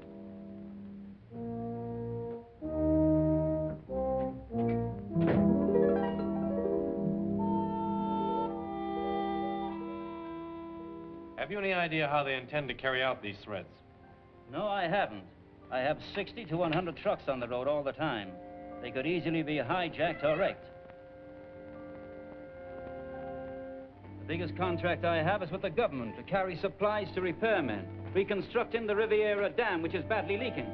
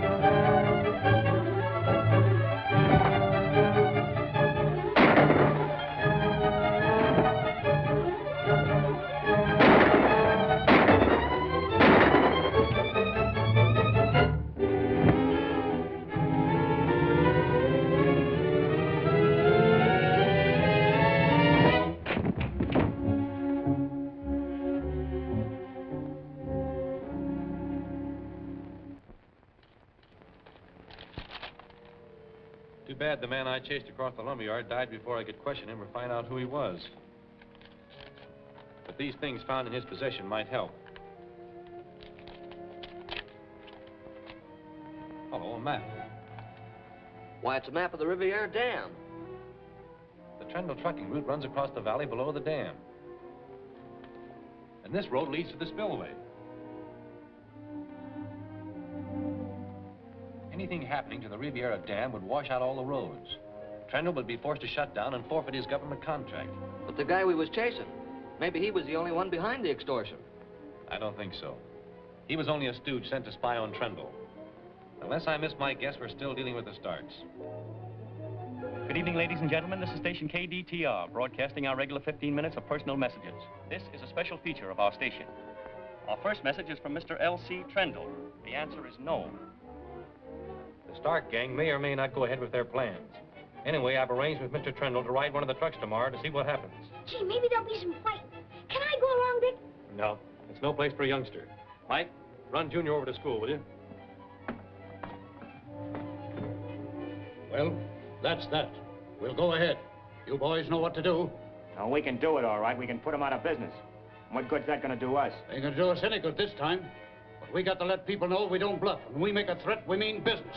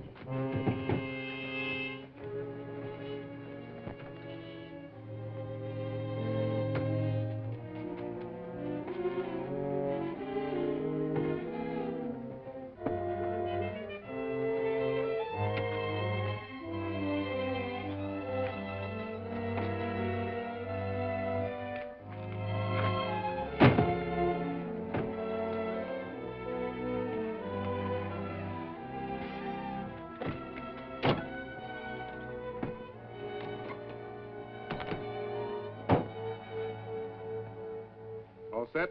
Yeah. All right. Don't lose your nerve. You'll take the last truck out. Wilson has been driving for me 10 years. He can be trusted. All right, Mr. Trendle. I'll contact you as soon as we reach camp. Thank you.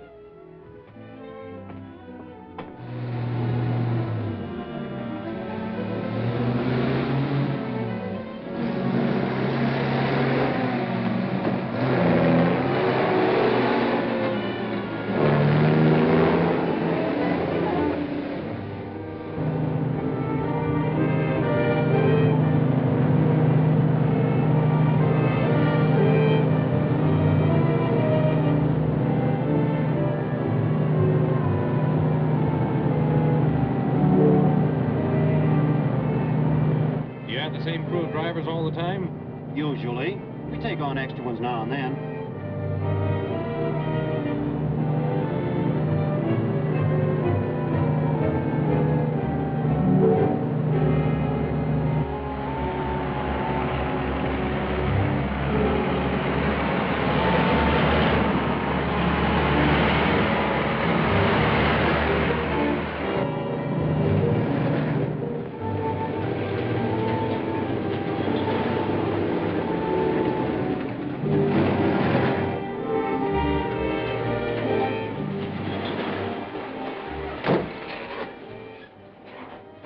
What's the matter? I think it's only a plugged gas line. Oh, you sure you can fix it all right? Oh, yeah, we'll be along in a few minutes now.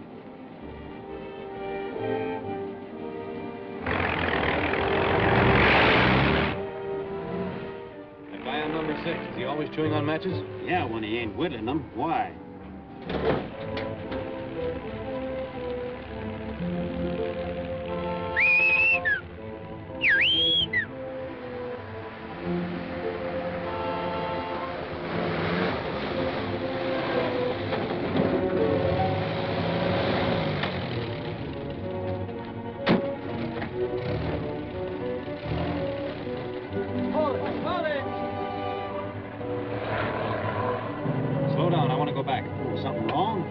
Going to find out. Keep rolling. I don't want them to hear us stop.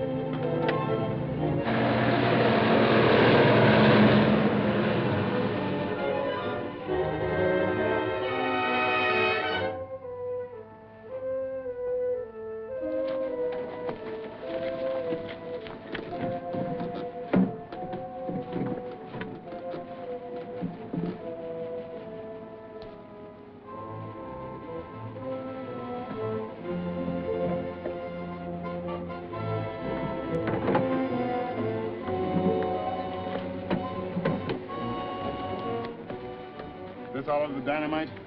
Yeah, all you've got to do now is leave the truck on top of the dam and light the fuse. That'll fix Trundle's road for him, all right.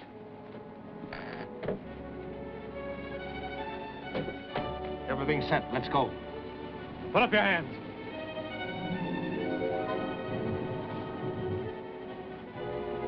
Now turn around. Get over there with him.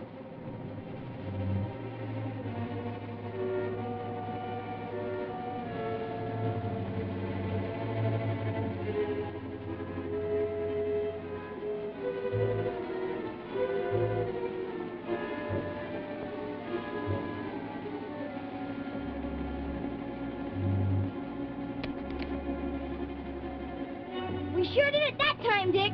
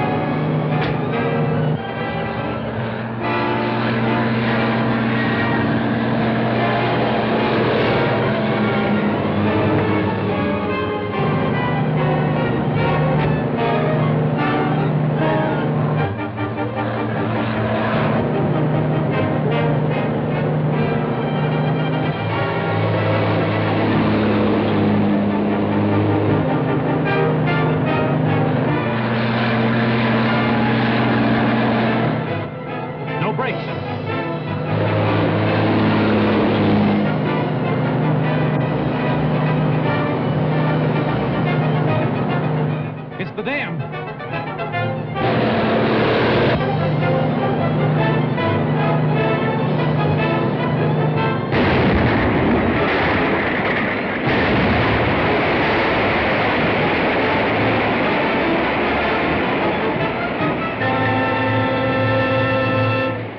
Are you okay? I think so.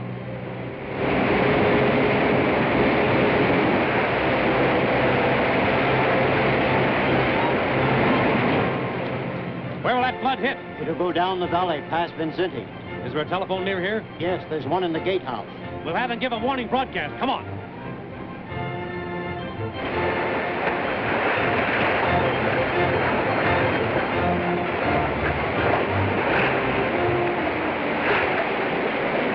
Have the message broadcast over all stations immediately. Okay. Thank you. Come on, Junior. Attention, residents, Riviera Valley. The dam has been blown up. A flood is coming down the valley. Everyone must evacuate that district at once. Hurry. Attention, residents, Riviera Valley. The dam has been blown up. Everyone must evacuate that district at once. Hurry. A flood is coming down the valley. Get out of here.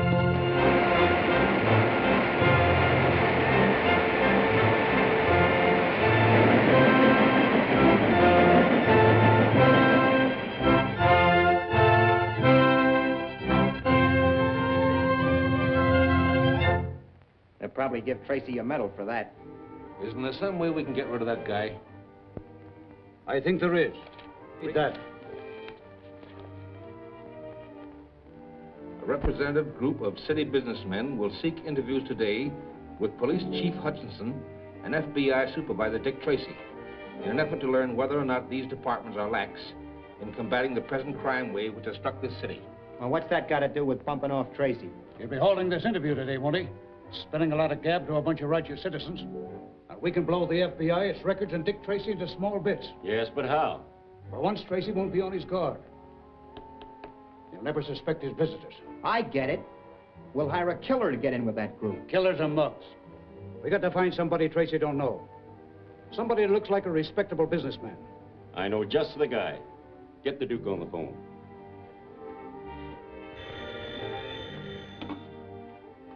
Hello? Yes, this is he. Oh, hello, Stark. That's a cinch. $1,000. No, that's my price. Okay, then just leave everything to me.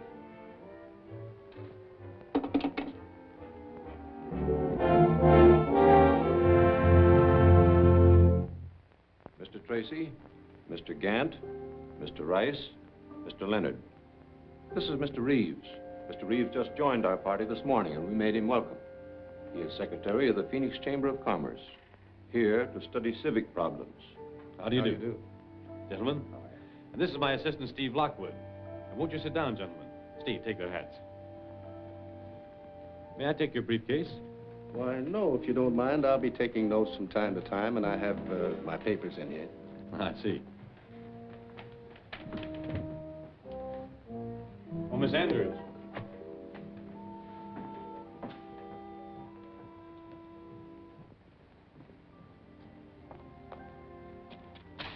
Will you take care of this at once, please?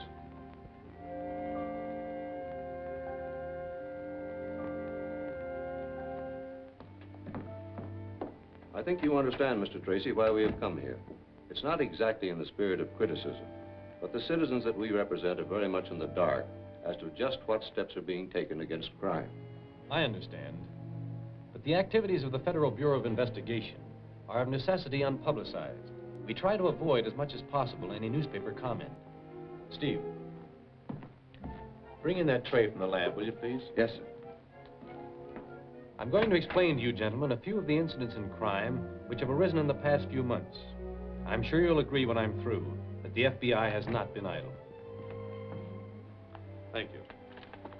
Now, this innocent-looking pair of pliers, left at the scene of crime, helped us to recover $500,000 in cash stolen from an armored car, and also permitted us to smash one of the cleverest automobile stealing organizations this city has ever known. We had nothing but a nickname to go on. A nickname and part of a fingerprint. You're isn't much to that fingerprint. It'll do. We can identify people from much less of a fingerprint than that. And I'm hoping this print will lead us directly to the Stark gang. We'll shoot this to Washington in a few hours. We'll know all about Snub. That's a funny name. That's his moniker. Moniker? What's that mean, Mr. Lockwood? Well, that's his nickname. If he's a criminal, we probably have that on file, too. Do the G-men know all the crooks' monikers? Well, most of them. Gee. I teletyped to Washington, making inquiries regarding any characters of the underworld using the moniker Snub. Almost immediately, a reply came back.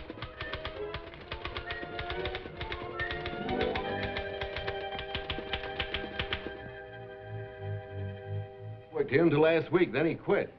Why? Why, because he... Say, listen, mister. I didn't ask him why. He just checked out, that's all I know. Let's go, Steve. Thanks. I knew that Snub was in that building somewhere. Dressing as one of the garage attendants, I went back alone. I had reached the 6th floor when...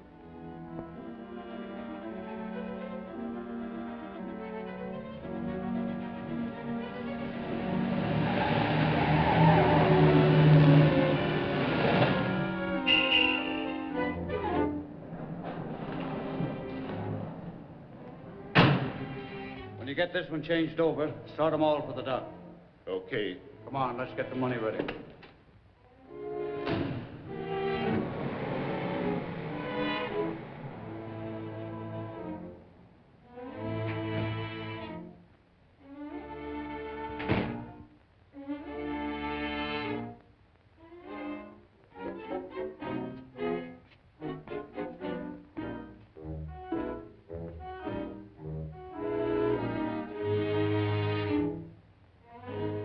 $500,000. It certainly was a swell haul. Why, that armored car job was just the beginning. Don't move. Put out your hands.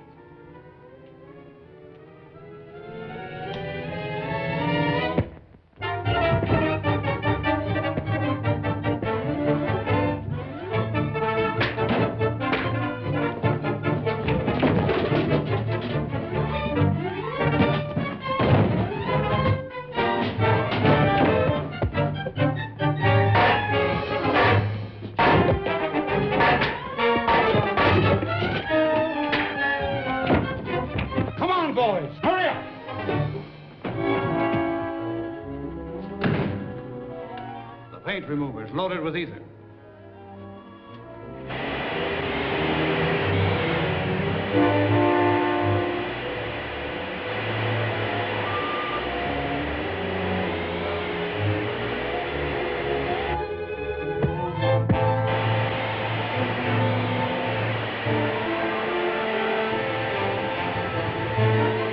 Look out, he's going to shoot.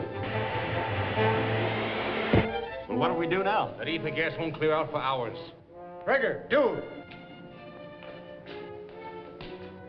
Pull that car over the head of the ramp. Don't let that gas get you.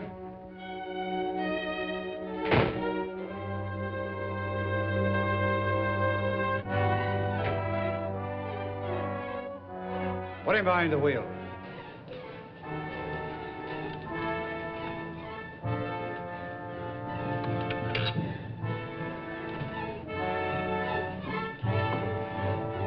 Ramp the wheel over and get out. He'll crack up, and his death will be accidental. Shove it down the ramp.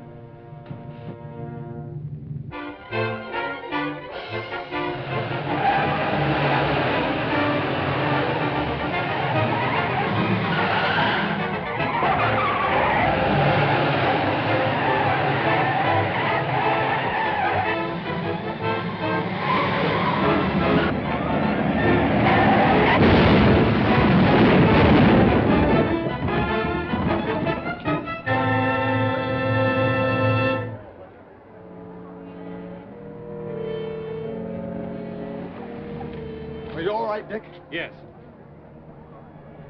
The Starks. They're on the 6th floor. Come on. By the time we reached the 6th floor, the Stark gang had fled. But because of the gas-filled paint room, they were unable to take the $500,000 in stolen currency with them.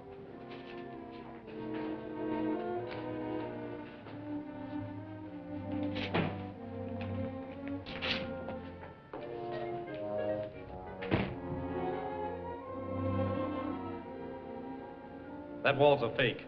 There are machine shops on the other side. We'll break it down. They'll be gone before we can break through. They're bound to leave clues.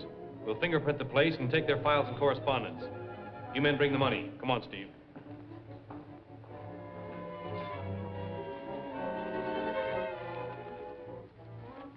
They certainly didn't leave much. Clever guy, that Stark. All prepared to move out. And as we were taught in school, a criminal always leaves something. Here's a slim chance. Maybe something's written on this. We'll test it.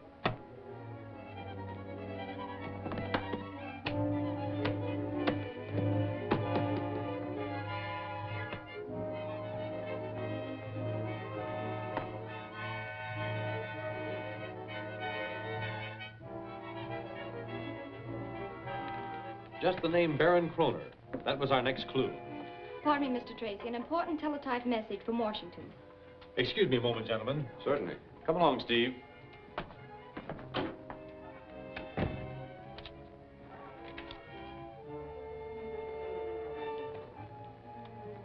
Very interesting.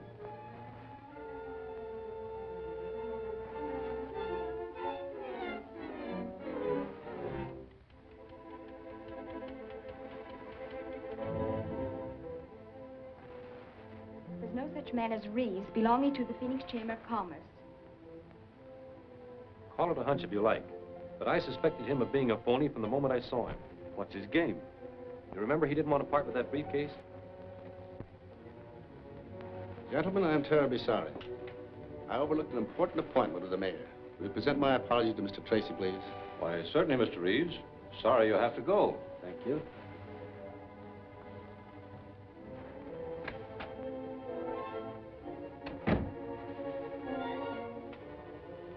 Hey, forgot his briefcase.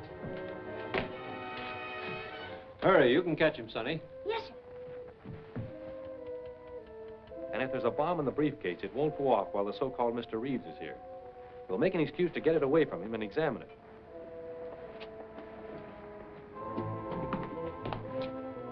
Where's Mr. Reeves? He had an important engagement and asked me to explain. He took his briefcase with him? As a matter of fact, he forgot it. The youngster took it and is trying to overtake him. Junior!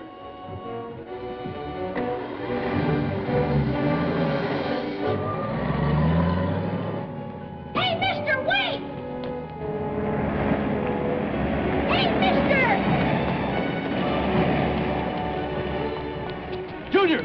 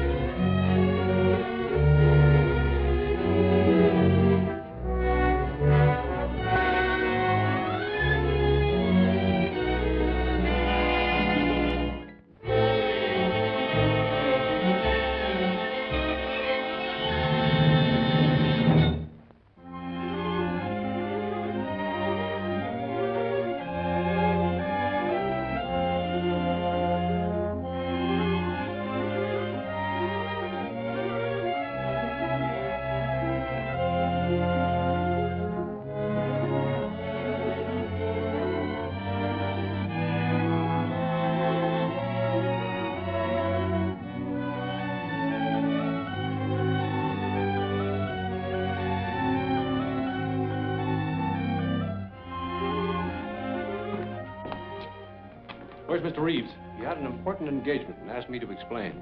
He took his briefcase with him? As a matter of fact, he forgot it. The youngster took it and is trying to overtake him. Junior!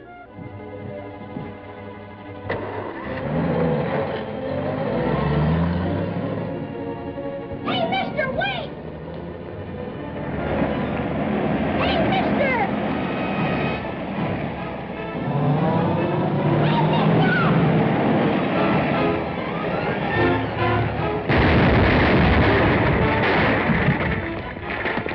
Junior, are you all right? Sure.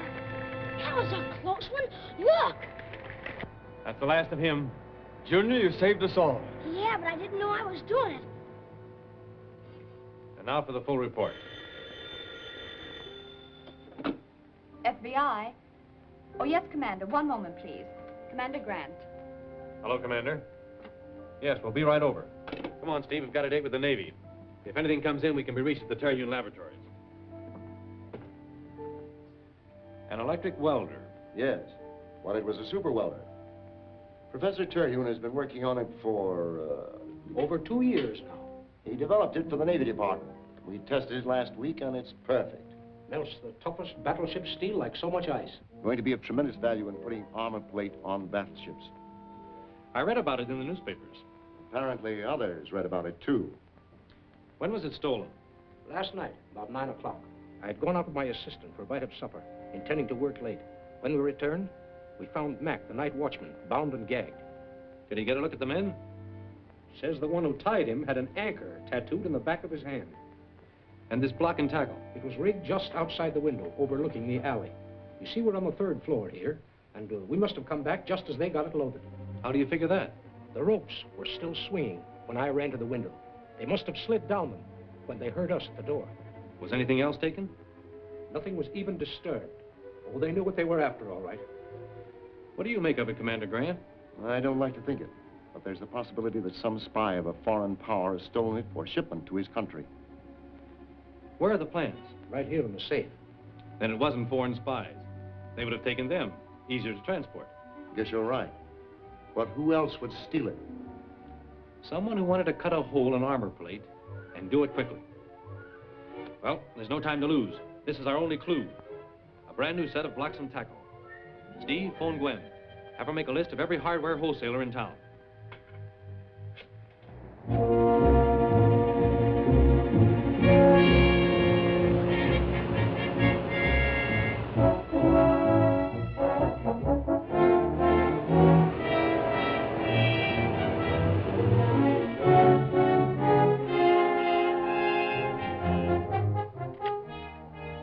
That's our make, all right, and the late model, too.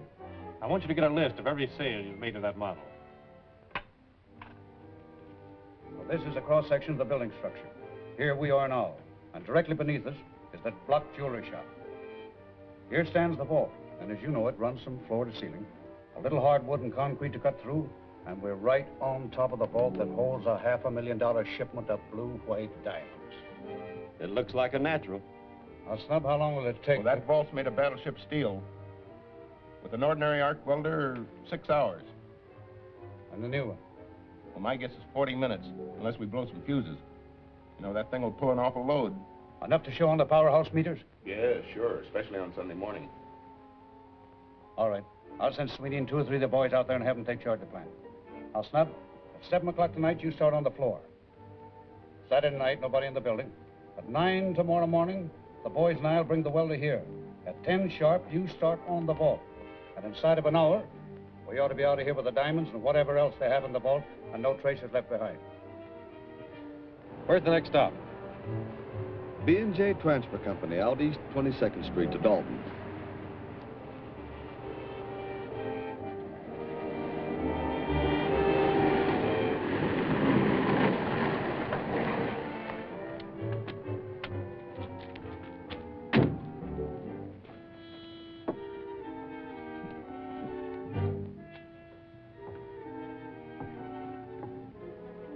Well, what do you want? Are you? The chief sent me over to see about that roll of the extension cable and those special plugs for the welder. Says you left them out. Say, listen, everything we got at the lab went on that truck with Pa and the boys. sure about that? Sure, I'm sure. If there's anything missing, they bounced it off the truck on the way. We ain't responsible. Now tell us more about Paul and the boys. What's that? Tracy, FBI. Hey, Jack! G-Man!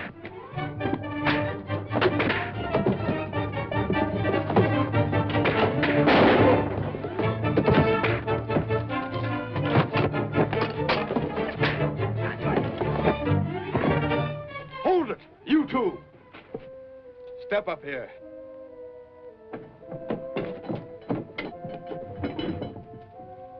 You ain't got nothing on us. We got bracelets on you. Notice the anchor, Steve. The watchman can identify him all right. 10 to 20 years, boys. Now look, you lose time for stealing that welder. Tell us what you know and we'll make it easy on you. You're part of the Stark gang. No, we hardly know the guy. But you robbed the Terhune laboratory. Stark hired us to get that welder for him. Called it Haley called for it. Where is it now? Don't know. Stark and his two boys drove up and hauled it away in a truck. When? About a half hour ago. You know where they took it? Honest, we don't know. They're going to use the welder on a vault, aren't they? We've told you all we know. If they just took it, they're planning to use it today. At least 200 steel vaults. They'd get away before we checked on half of them. That voltmeter. I've got it. Where's your telephone? Right over there.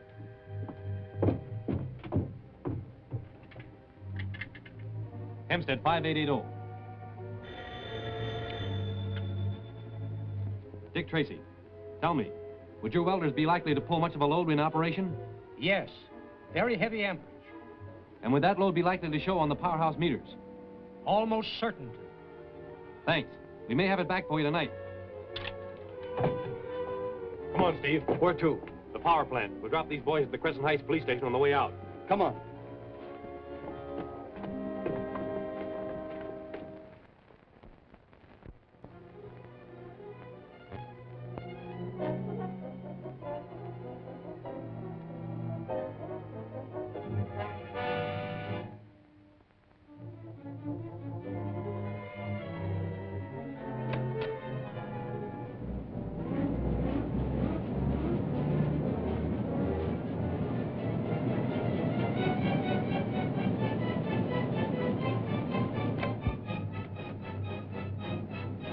What can I do for you, gentlemen? Just keep quiet. What's the idea? I'm taking charge of this plant for a while. All right, get going.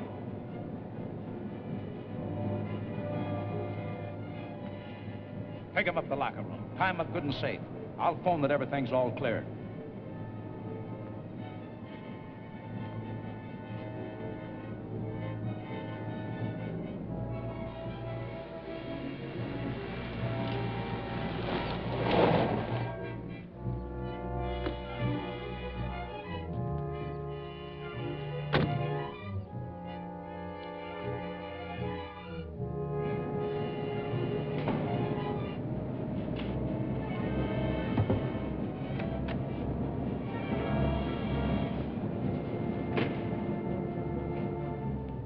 From the Federal Bureau. We'd like to take a look at your load charts for the past week. All right, help yourself. There are the files.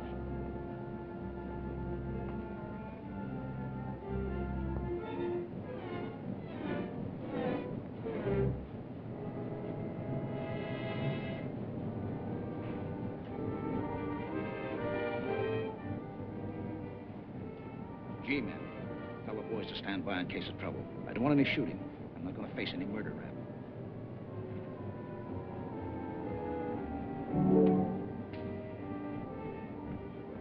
This is what we want.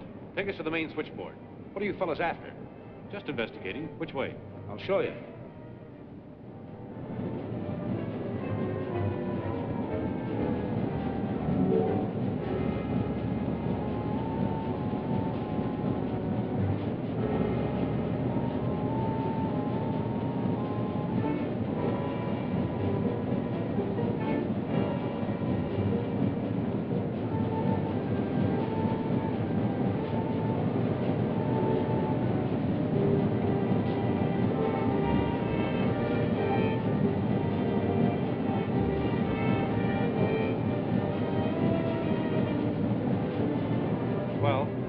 Everything seems normal.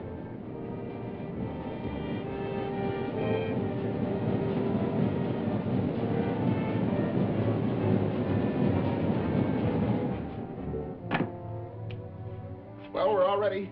Let's go.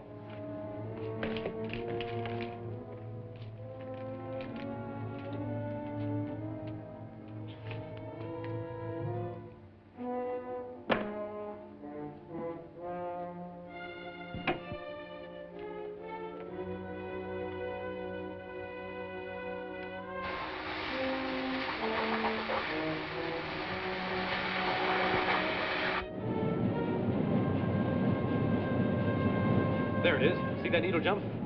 That's it, all right. Foreman. See that ammeter? Can you locate the exact block where this load was thrown in? Then we'll have to cut off the current for the whole district until we locate the welder. Pull the main switch for the 3rd district. I can't do that.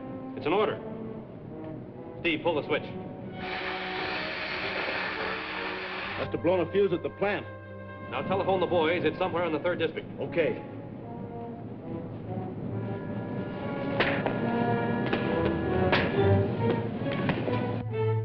There she is.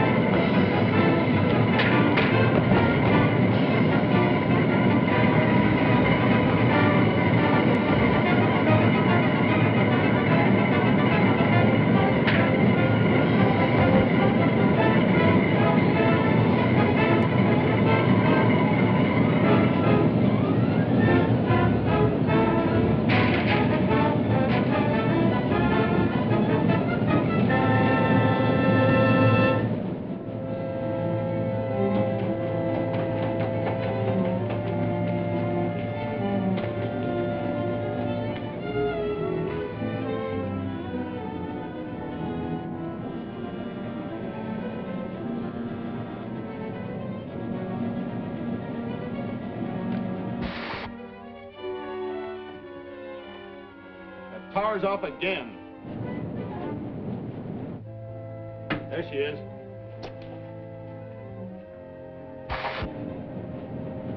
Found it. Thanks. I'll see you later. Tracy calling headquarters. Tracy calling headquarters. Go ahead, Dick. The Starks are operating in the block bounded by Main, 4th, Severance, and 5th Streets. Have all agents surround this block immediately. That is all. Calling all special agents. Calling all special agents. Surround block 19. Surround block 19. Calling Tracy. Calling Tracy. Tracy answering. All available agents are converging on block 19.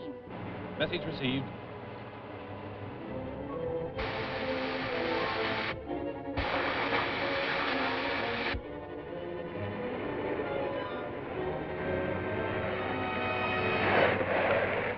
The entire block is surrounded, Mr. Tracy, and the alley is bottled up from both ends. Fine. If the Starks are here, we'll get them. What stores in this area might be worth robbing? Well, the most logical one would be Blocks, the manufacturing jeweler, but we've checked all the stores and they're empty. They wouldn't be in the stores. It's too open. They'd either enter the vault from above or below, where they could work without being seen. We'll take a look in the building. I'll take the upstairs. Steve, you take the basement.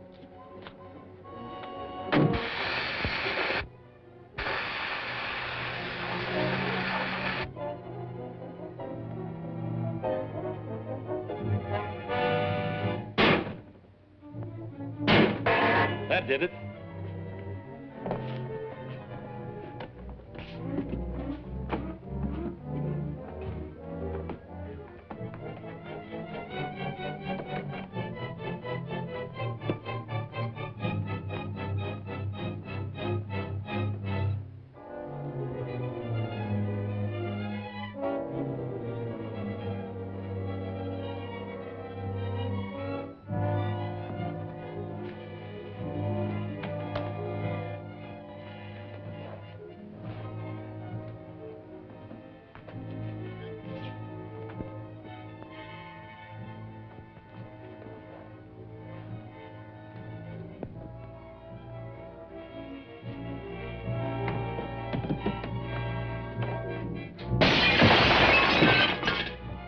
Don't move.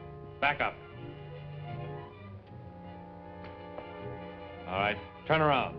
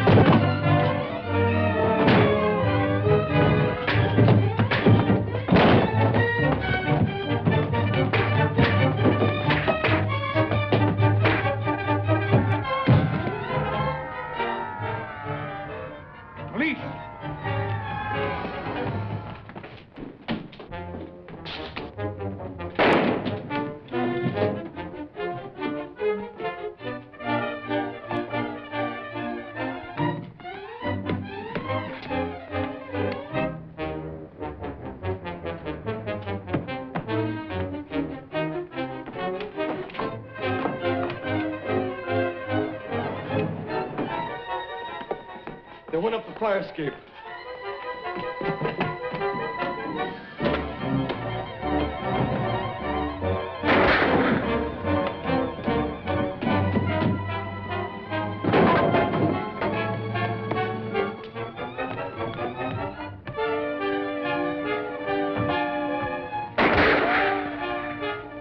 No use. They had their escape planned.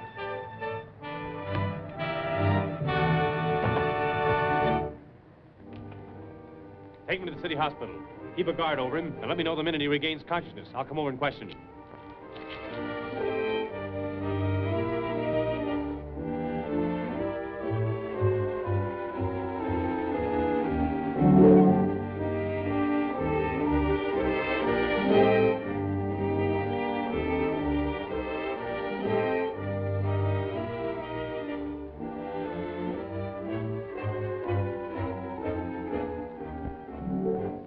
He's going to live. We can't let him stay there. The rat will squeal. There's not much we can do about it. They've got cops, reporters, and photographers all over the place. Photographers? Sure, why? Get Jake and Blackie and dress them in intern outfits.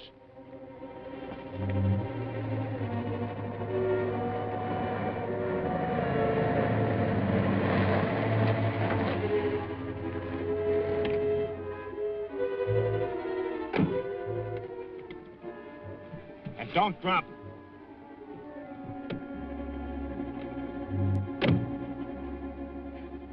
Not much time left. I wish you'd hurry.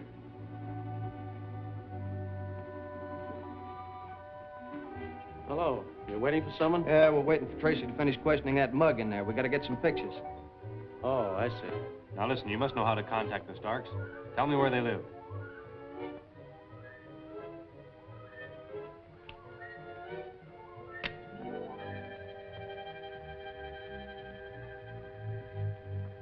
Maybe you can tell us about that guy in there. Is he going to pull through? I don't know. We just came on duty. You'd better wait a while, Mr. Tracy.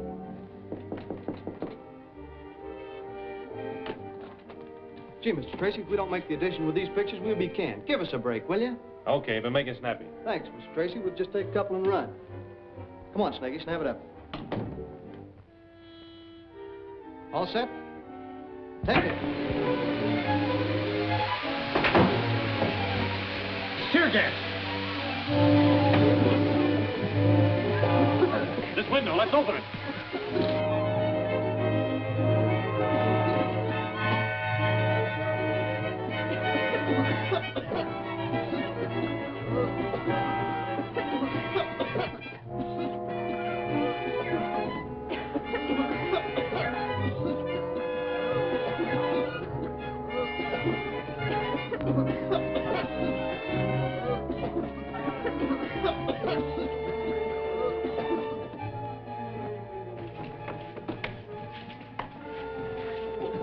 Steve, Mike, come on.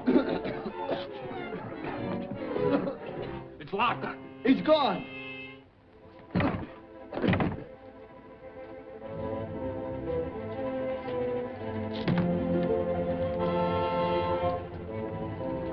All right, snap it up.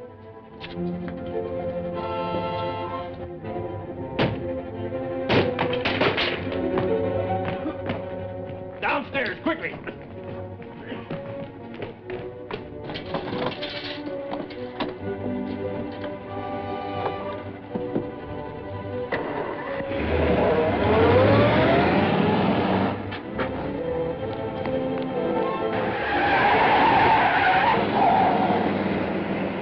Mike, report this. Come on, Steve.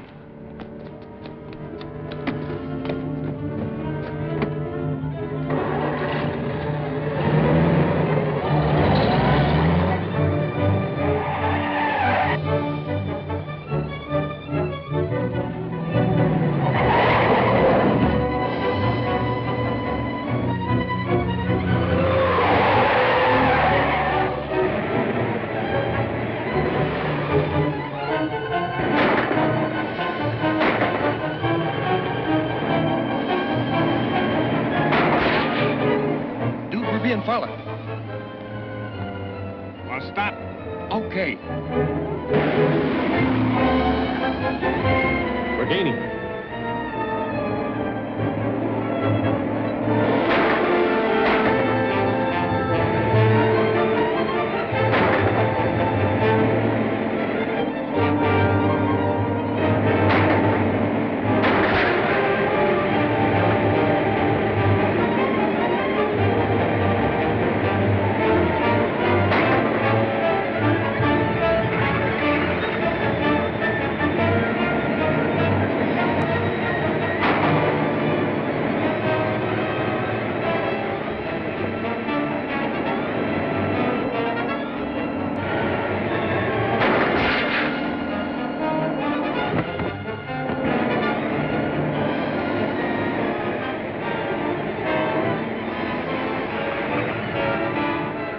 The motor's overheating.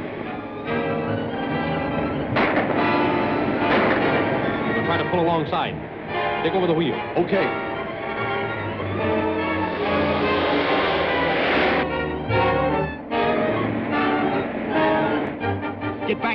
them off.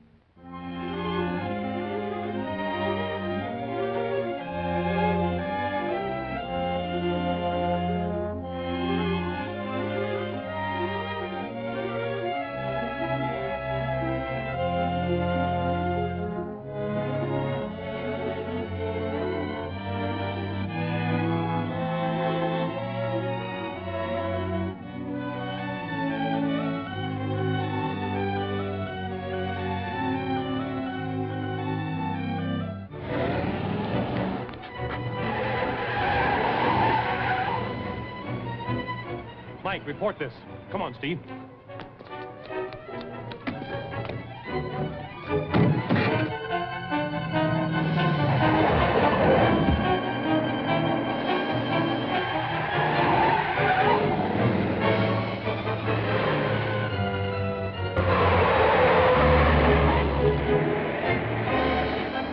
Dude, we're being followed. I'll stop. Okay. We're gaining.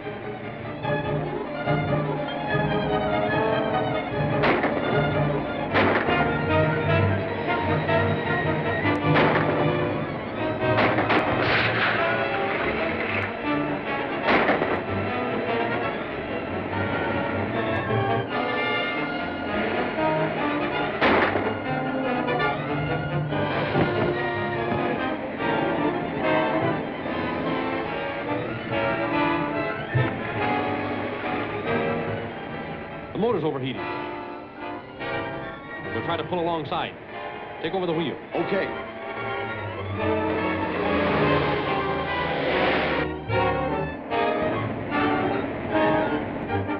Get back there and pick them off.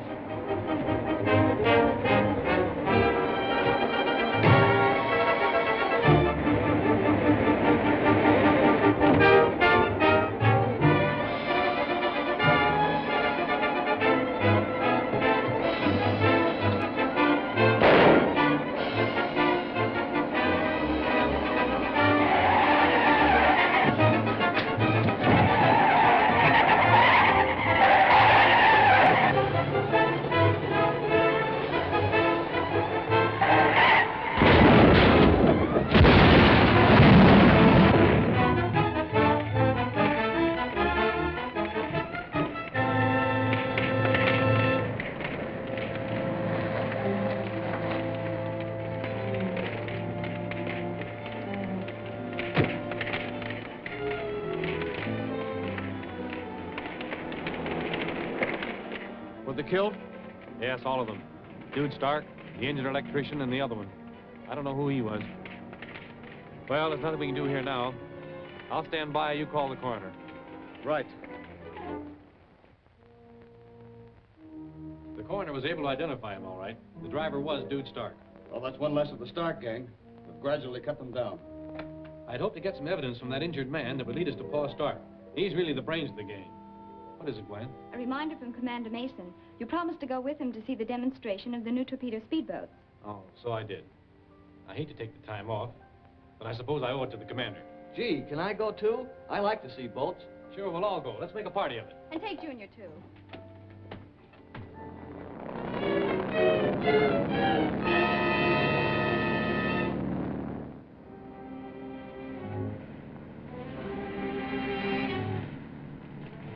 They're the fastest naval craft afloat, and my government is willing to spend plenty to secure one of them. I can't understand how you're going to manage it. Listen, Crooker, my sons and I have handled bigger jobs than this. But during a demonstration, with all those witnesses, I can't see how... Wait. And see.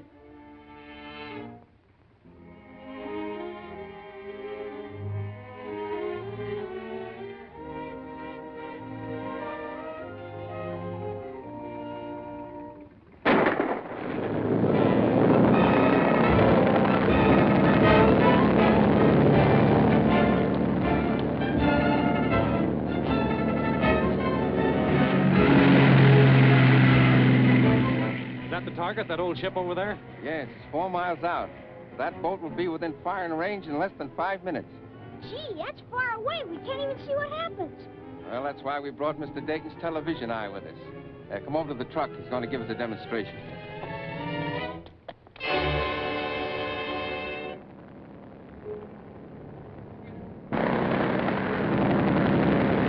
Be ready for her when she comes back.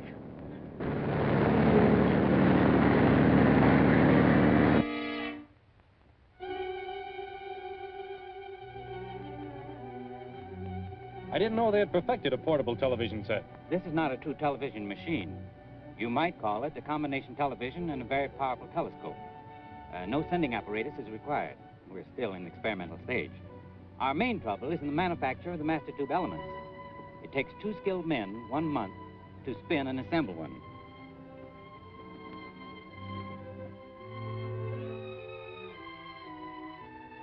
By changing the adjustment, we can focus on an object at any point. Or we can broaden the field and take in a larger area on a smaller scale.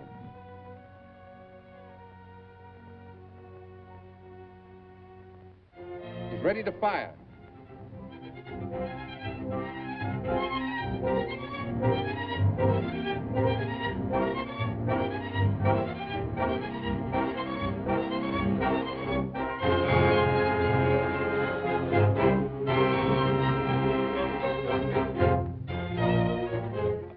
Hit. That certainly was quick work. Yes, very good. 5 minutes and 30 seconds since the time they left the dock. Suppose they missed the target. Well, there's 2 spare torpedoes stowed under the hatch. Only takes a few seconds to reload.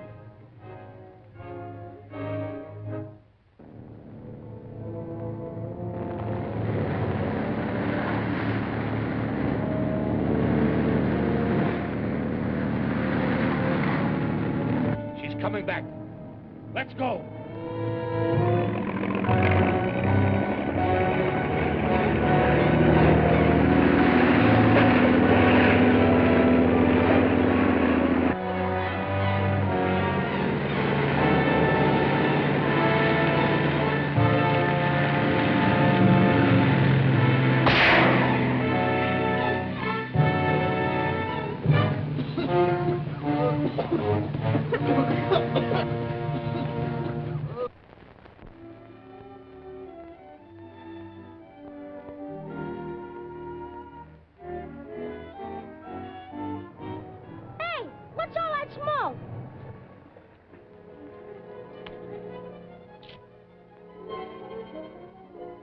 Mr. Dayton, start that machine again.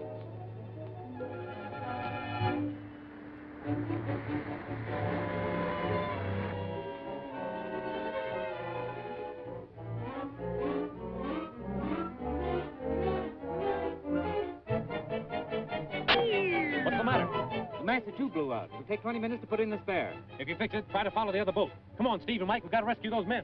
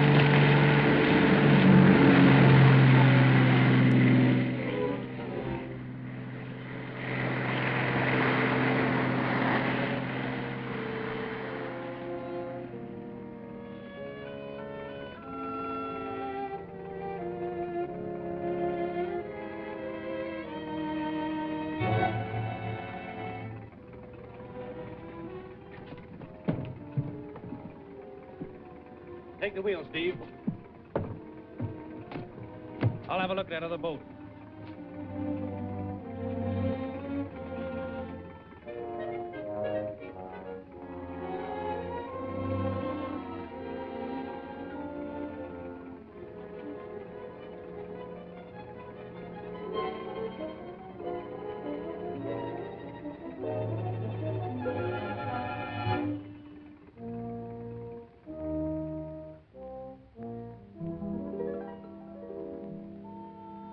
The manufacturer's name has been ground off, but we can bring it out.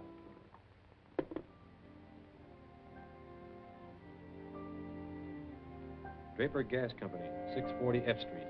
Manufacturing poison gas calls for a federal permit. I suppose the thing to do now is look over the Draper plant. Yes, and while we're looking over things, how about the Dayton's eye machine? That's right. He said we could use it any time. Well, come on.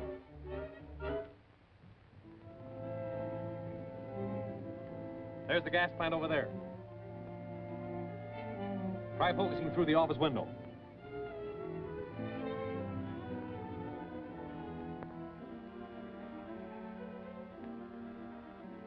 That's Kruger, the international spy. Can you focus on that map? I'll try.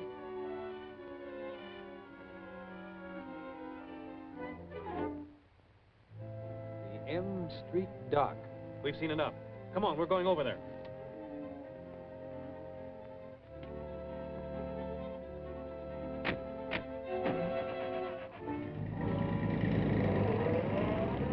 Now you know where the torpedo boat is hidden. Tonight you will deliver the gas there. Very well, Mr. Kruger.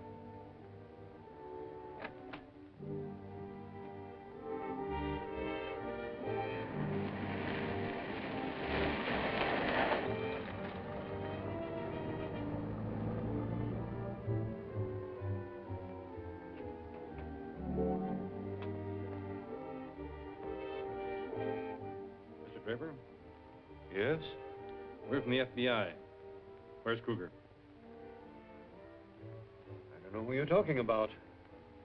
He wouldn't by any chance be at the M Street dock, would he? How did you know? We know a lot of things about you, Draper. And we're taking you to headquarters to ask you a few questions about why you furnished the Stark gang with that poison gas. Tell Stanton to take charge of this man. We'll go after Kruger. Yes, sir. And tell your father I'm having a shipment of poison gas delivered here tonight to go with the torpedo boat. Okay, I'll tell him.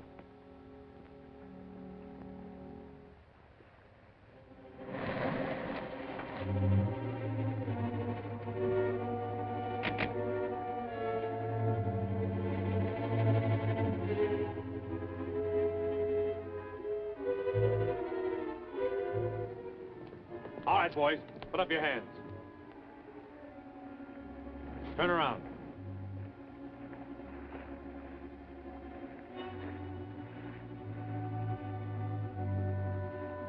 Get their guns, Steve.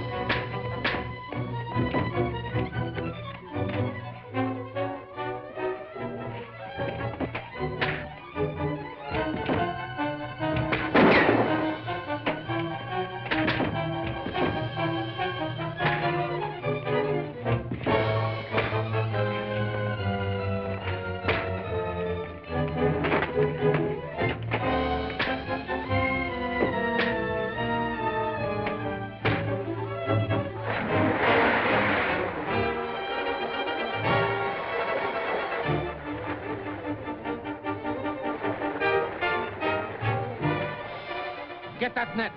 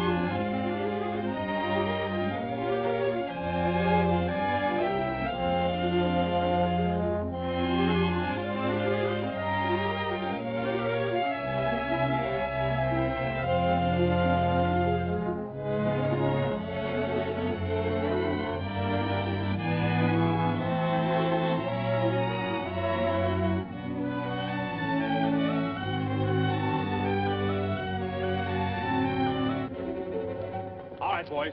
Put up your hands. Turn around.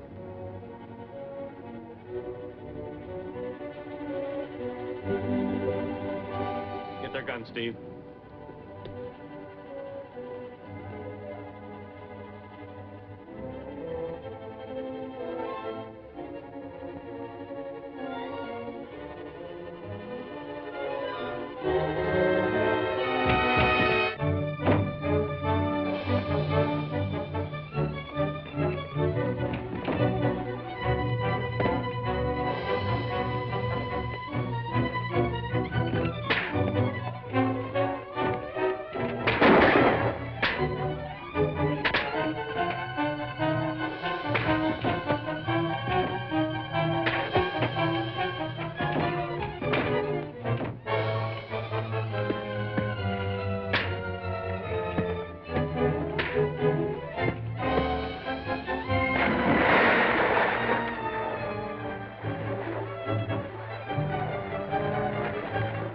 Get that net.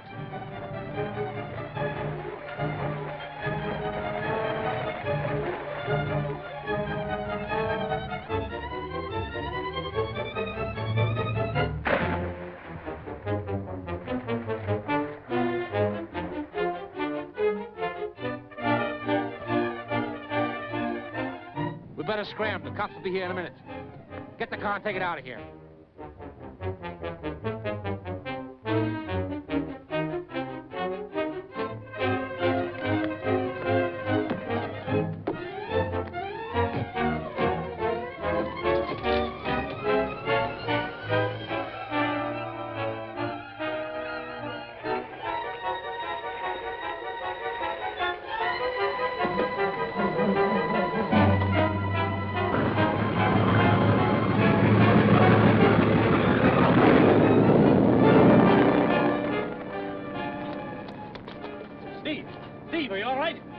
Yeah, I guess so. Just not cold. They got away, huh? Yeah. It's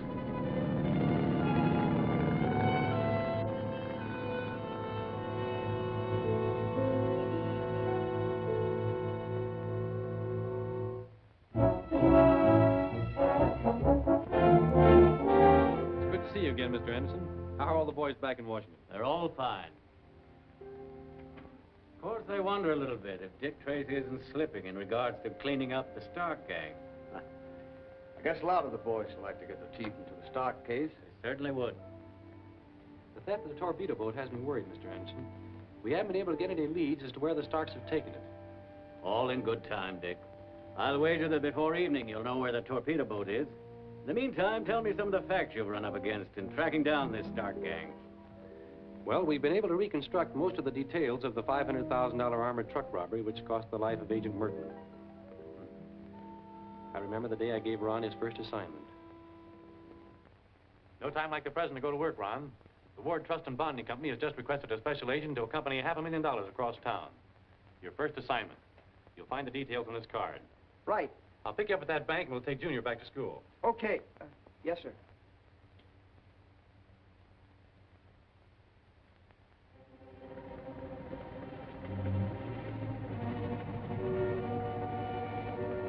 Here they come, Pa.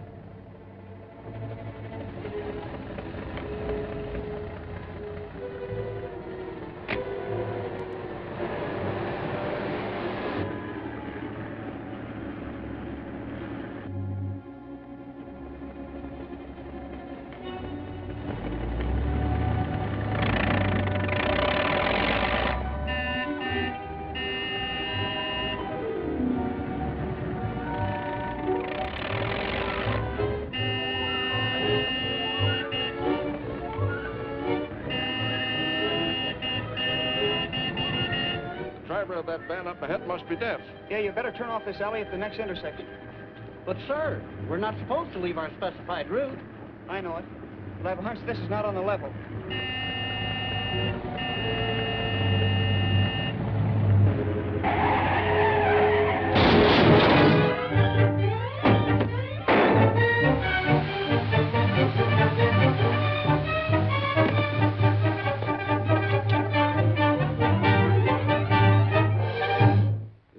Daring robberies ever committed.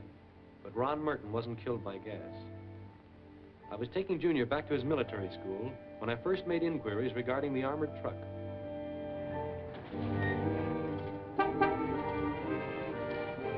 Hello, Mr. Tracy. Hello, Malloy. The word bonding shipment arrive yet? No, sir. It's about 8 minutes late. I was beginning to wonder about it. I'll check back over its route. If it doesn't arrive in 5 minutes, send out a general alarm. Yes, sir. What's the matter, Mr. Tracy? I don't know, Junior, but we're going to find out.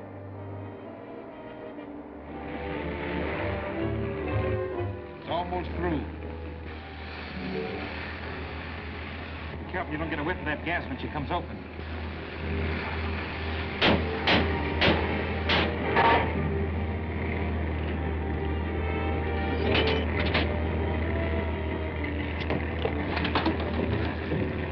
Get over.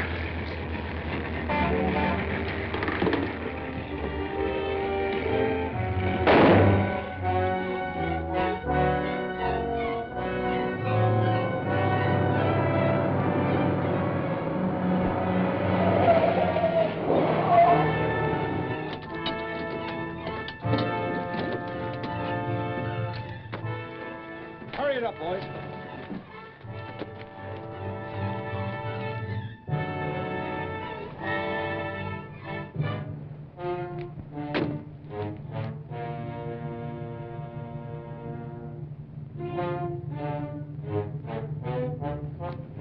Something is wrong, Junior.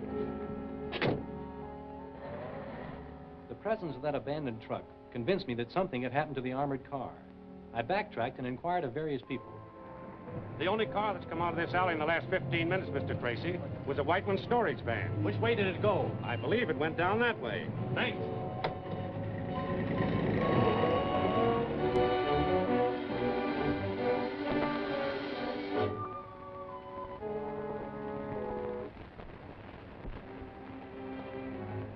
That certainly was a nice piece of wood. Yeah. Went off slick.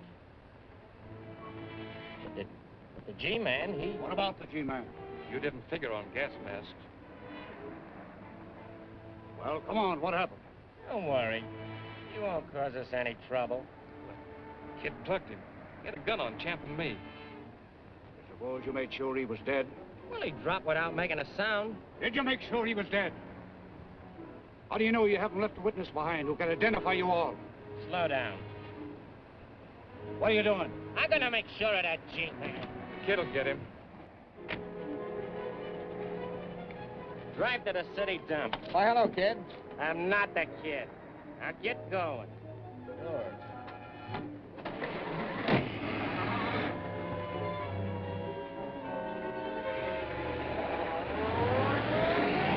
Yeah, just went around the corner, heading in the direction of the city dump. Thanks. Okay.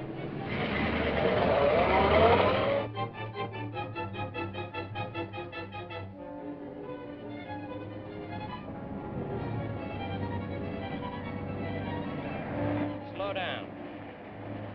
That's the man I'm supposed to meet.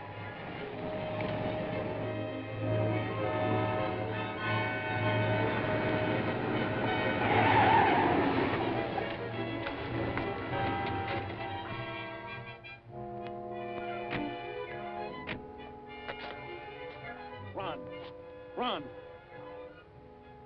Stay with him, Junior.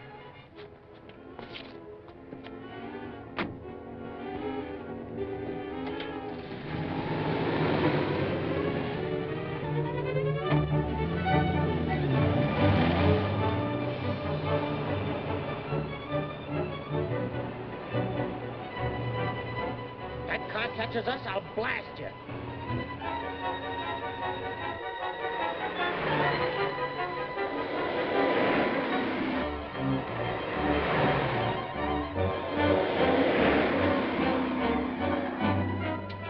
Take that next time.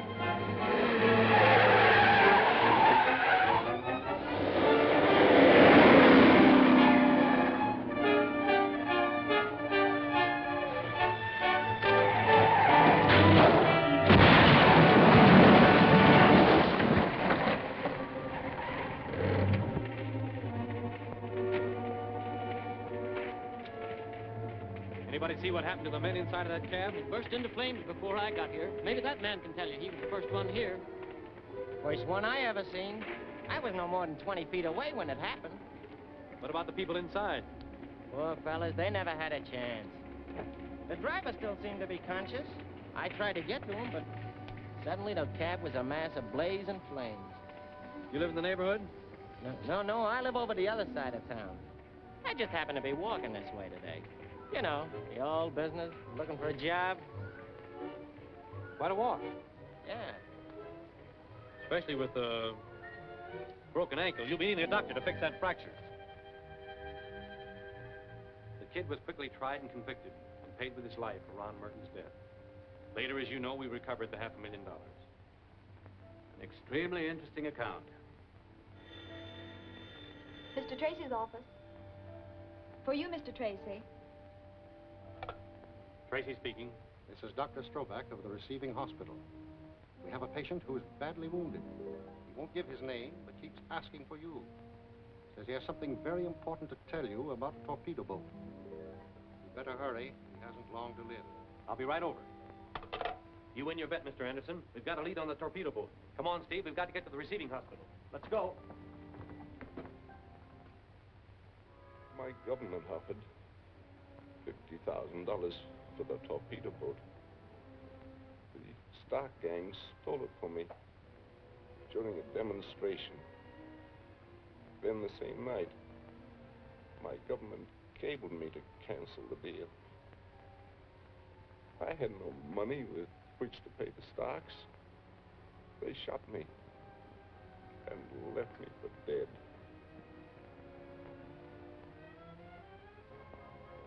Where is the torpedo boat now?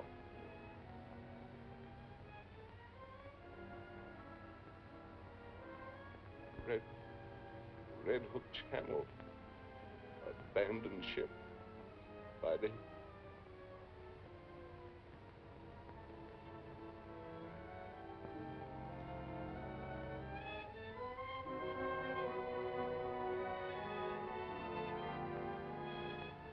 Gone.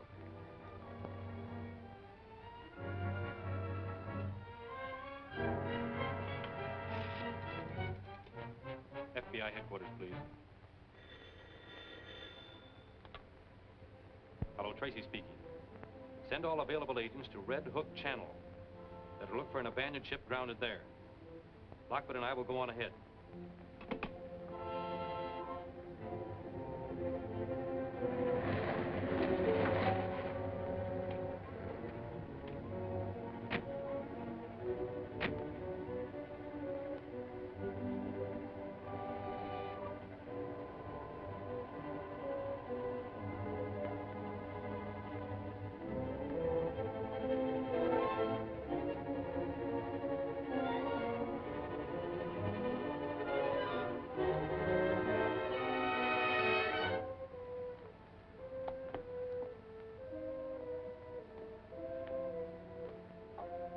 Seems deserted. Yeah. We'll have a look around. You check the forward deck. I'll go aft. Right. There's enough explosive in one of those to sink a battleship. You think we ought to leave them in this boat? Well, there isn't anything else we can do. Let's get out of here.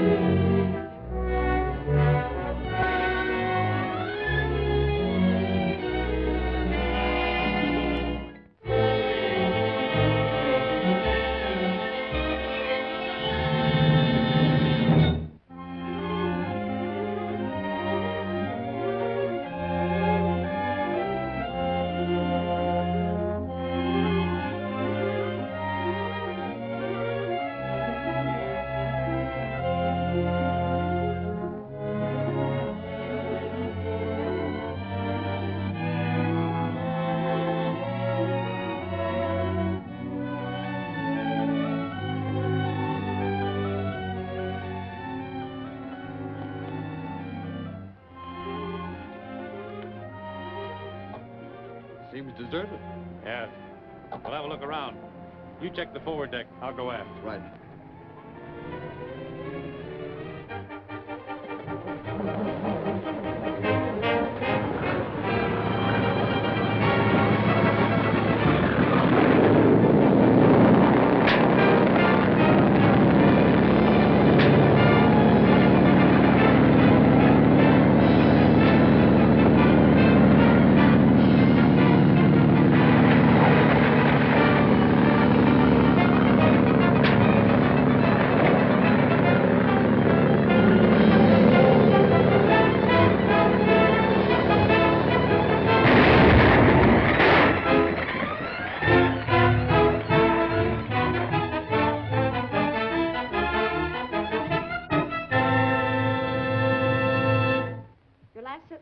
After the explosion, we searched the waterfront.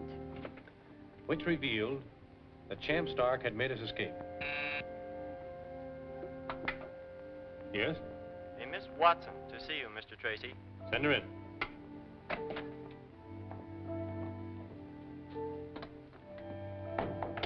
Mr. Tracy?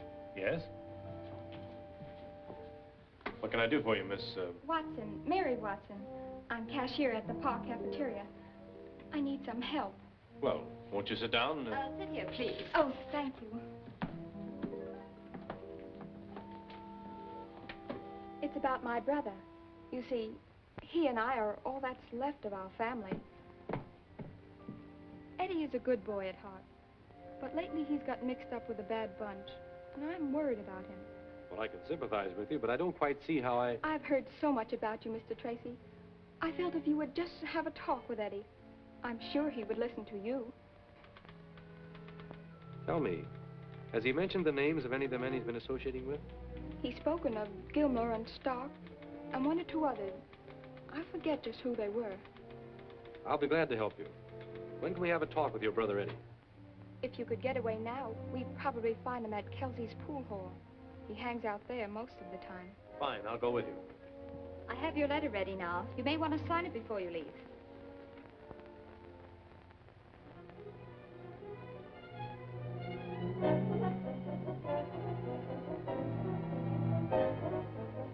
Oh, yes.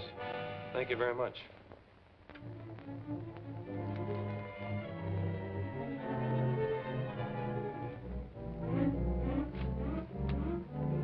If you'll excuse me, Miss Watson, I'll get my hat.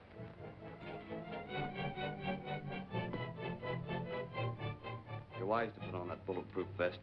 I'll stall to give you time to get downstairs. Keep us in sight all the time. Have Gwen round up the entire staff and stand by. We may get action today. Sounds like a swell little frame-up to me. Yep, the Starks are really on the warpath. Good luck, Dick.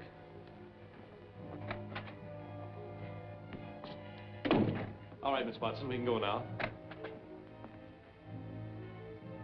Hello, Junior. Hello. Nice work, Gwen. Dick says get the whole department together.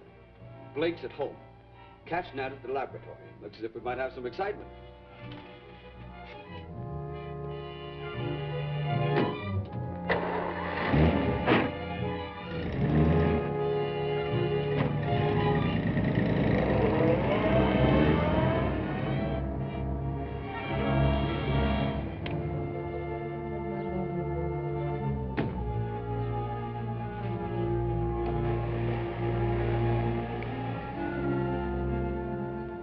What's up? You're just in time. You drive.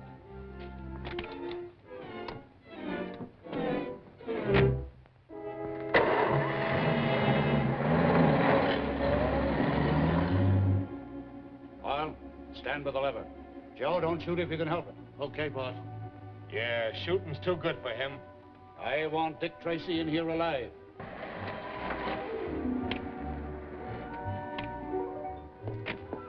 Is Eddie here? He's probably at Manny's place.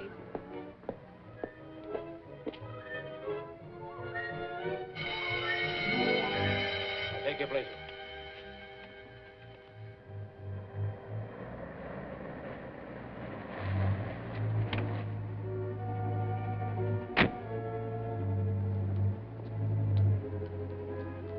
gloomy old neighborhood. Sure is. Don't know why Eddie hangs around here. Where is this Manny's place? Just past the corner.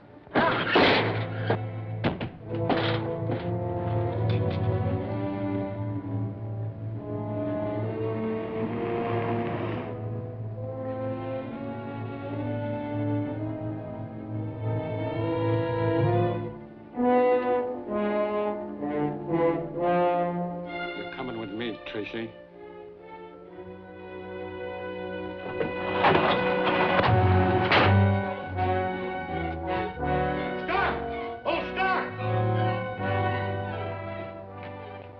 I couldn't help it, I tell you. He slammed the door right in my face. So he slammed the door in your face, eh?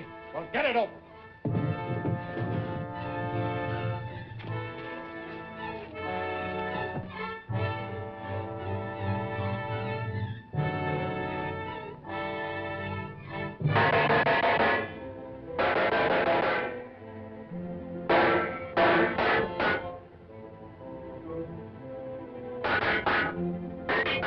It's Dick. The SOS. Now you get this.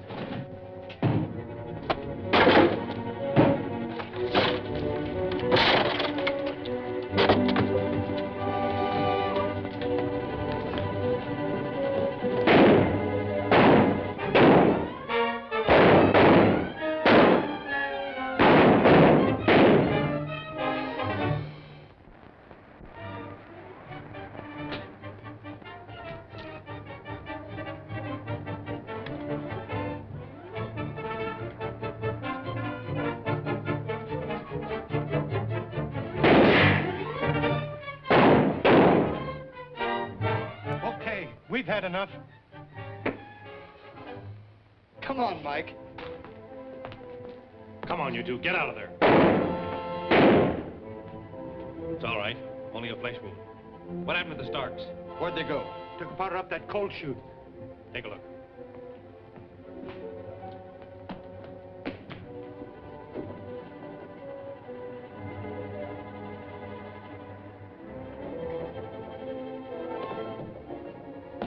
Made a clean getaway.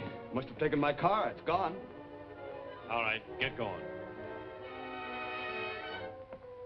It's just a case of dressing, but I advise you not to use the arm much for a few days. Yes? Yes, I'll tell him. Dick, they just found Steve's car near Merino Avenue with Junior's cap in it. Junior? Why, he was here when I left. I'll call his school.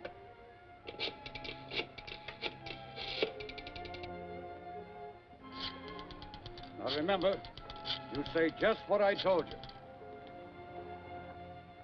They haven't seen him since this morning. Hello? Hello. Hello. This is Junior. Hello, Tracy speaking. Hello. Junior, where are you? Junior! I'm with Mr. Stark. Junior! Now listen, Tracy, I've got the kid, but I'm willing to trade him for you. Now here's what you do. You leave your car at Dobbs' Corner and start walking up the old Mill Pond Road unarmed and alone at exactly 1:30. It's your only chance. And try to trace this call, wise guy. What's happened? What's the matter? Junior's with Stark. And he wants my life as ransom.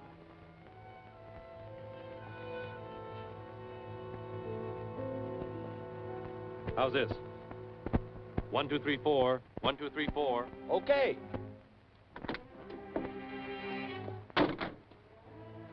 It works well now, Dick. We can get every word you speak. Stark certainly picked a swell spot for this exchange. No one can get near Mill Pond Road without being seen from the hills. I'll give you the directions as best I can. Well, so long, Dick. The best of luck. Thanks. I'll need it.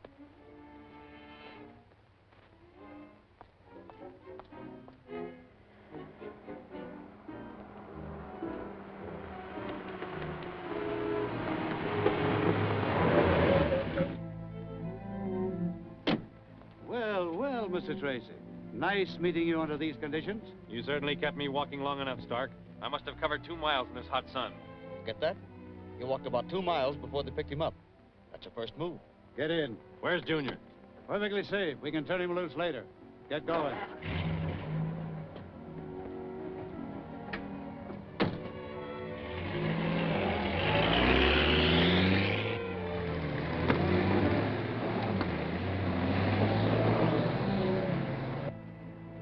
Pretty country, these hillsides. You picked a nice spot for a hideout. It turned into the hills. Yeah, this is working swell. Yeah. I'd never been up this way before. Your first and last trip, huh?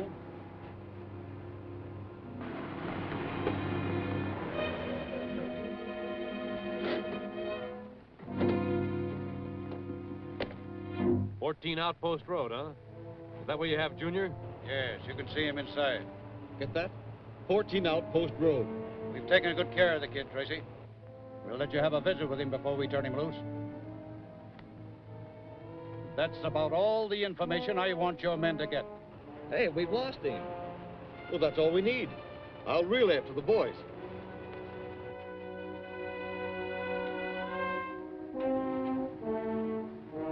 All set. Drive on.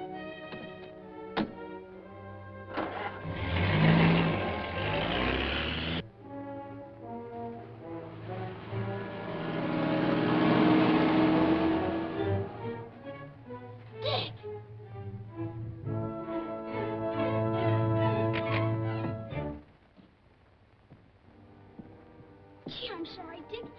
It's all my fault. If I hadn't got into Steve's car, everything would have been all right. Take it easy, Junior. Everything's going to be okay. You did the right thing. What's the matter? You're hurt. Just a scratch. Now, look, youngster, I want you to go now.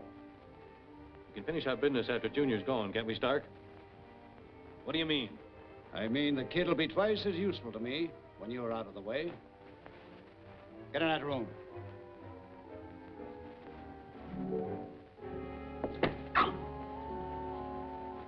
Cut it, champ. You lay a finger on that kid and all the bullets in the world won't keep me from tearing you apart. Go with him, Junior. I'll talk to you later.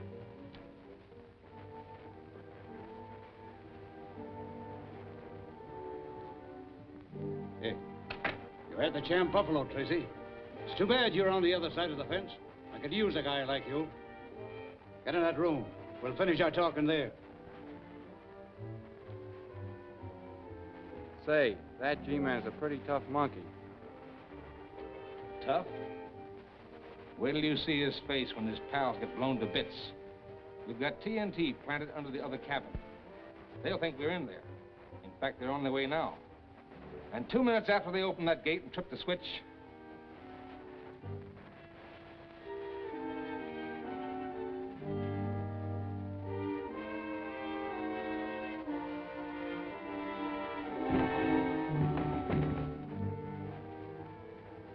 perhaps you'd like to sit down. I've got a lot to say to you.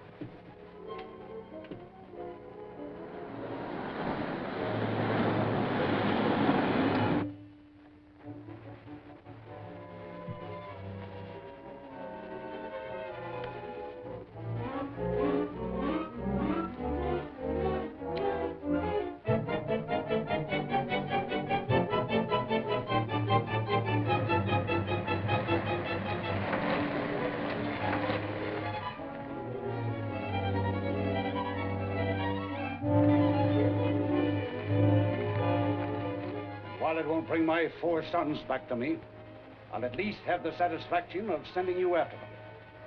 Now get over to that window.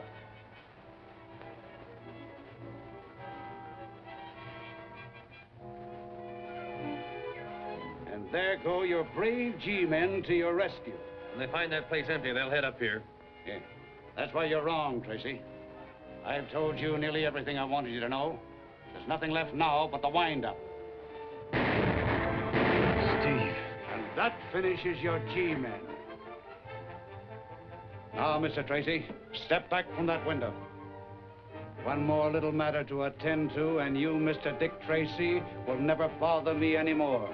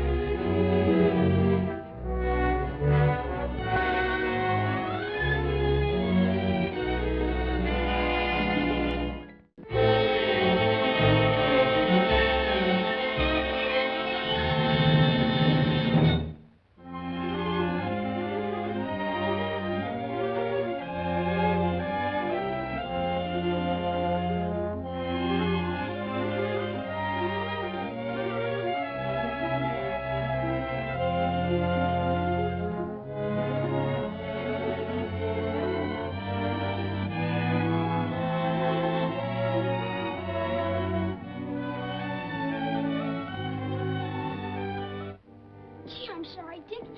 It's all my fault. If I hadn't got into Steve's car, everything would have been all right. Take it easy, Junior. Everything's going to be okay. You did the right thing. What's the matter? You're hurt. Just a scratch. Now, look, youngster, I want you to go now. We can finish our business after Junior's gone, can't we, Stark? What do you mean? I mean the kid will be twice as useful to me when you're out of the way. Get in that room.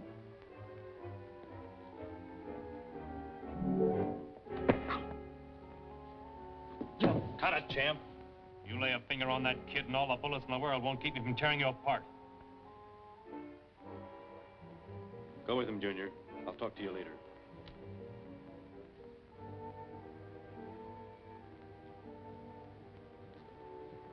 Hey, you had the champ buffalo, Tracy. It's too bad you're on the other side of the fence. I could use a guy like you. Get in that room. We'll finish our talking there. Say, that G-man is a pretty tough monkey. Tough? Wait till you see his face when his pals get blown to bits. We've got TNT planted under the other cabin. They'll think we're in there. In fact, they're on their way now. And 2 minutes after they opened that gate and took the switch...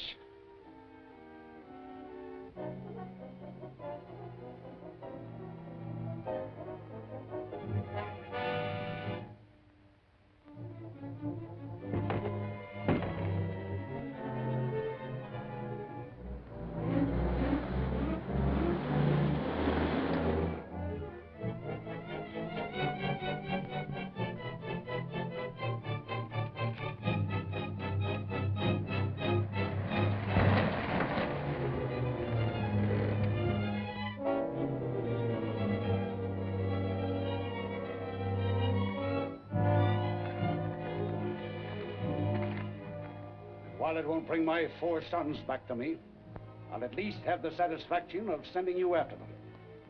Now get over to that window.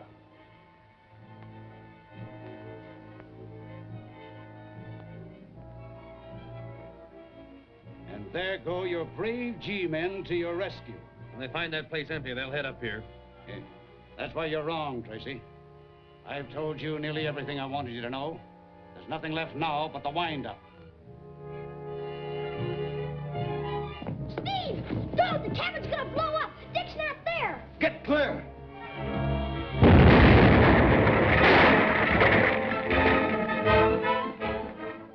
Now, Mr. Tracy, step back from that window.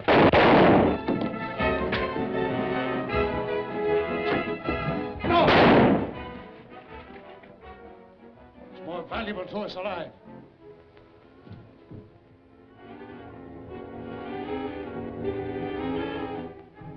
The kid's warned the G-men. Get him up and get him in the car. Hurry up. They'll be here in a minute.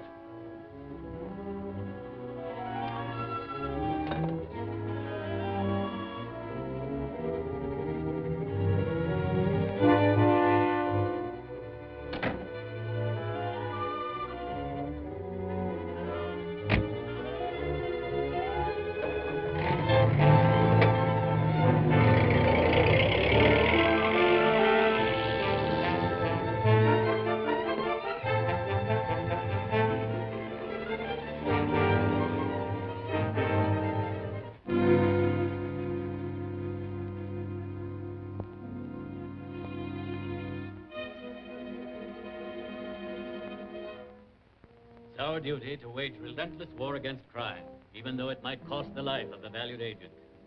I know it would be Tracy's wish to do everything in our power to apprehend the Starks, regardless of how the outcome might affect him personally. Lockwood, have a description of the Starks' car broadcast immediately. Well, that's just it, sir. None of us saw the car. I did.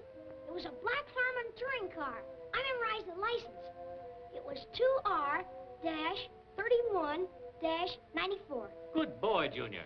Notify all the law enforcement agencies to be on the lookout for that car, and have the car's description broadcast over all radio stations. Hurry. Right.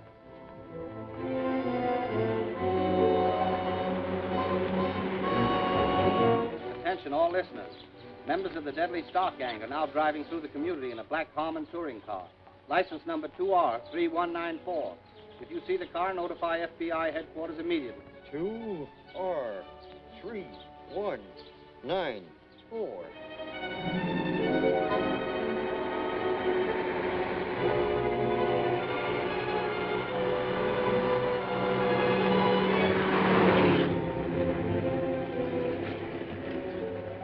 Operator!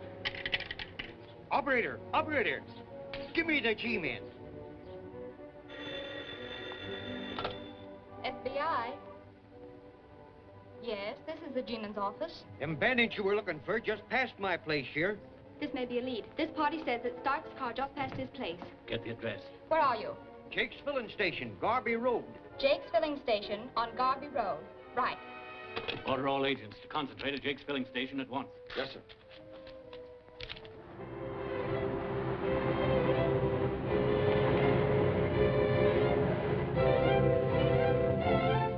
Everything all right? Yep, nobody's been around. All right, take him upstairs.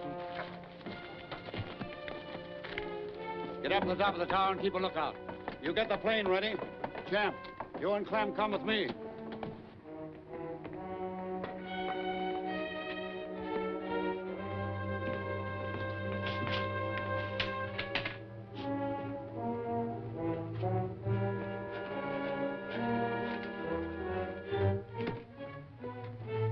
Yeah, I seen them. They went down that way. Where does the road lead to? Straight to Bonnyville. Any turnoffs? Well, one little dirt road leads over to the old rock quarry. Well, the police will be looking for him at Bonnyville. We'll take a look at the quarry.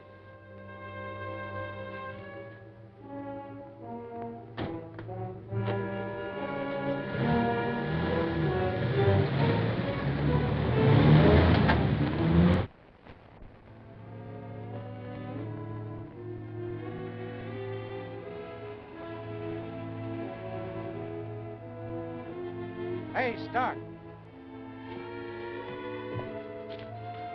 3 cars are headed this way.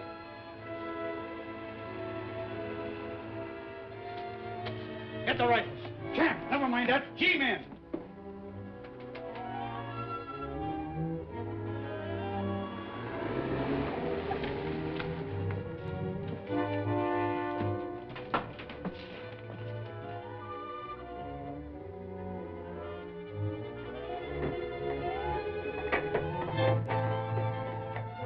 G-men, get to the top of the tower.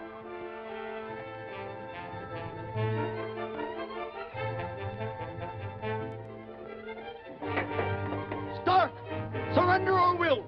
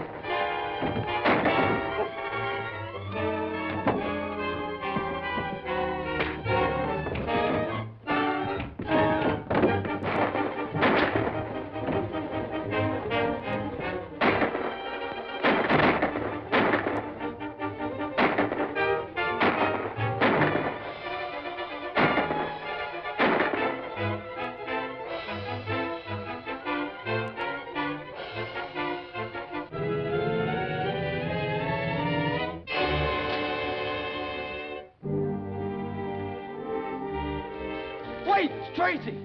Hey, Dick! Dick, I never expected to see you alive. We'll never take him this way, men. Fall back.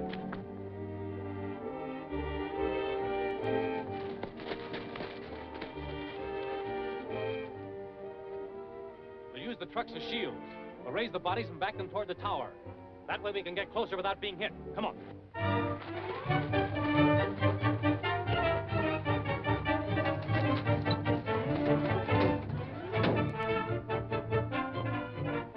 What are they doing with those trucks? They are up to something. I can stop them. I'll lay these on them from above.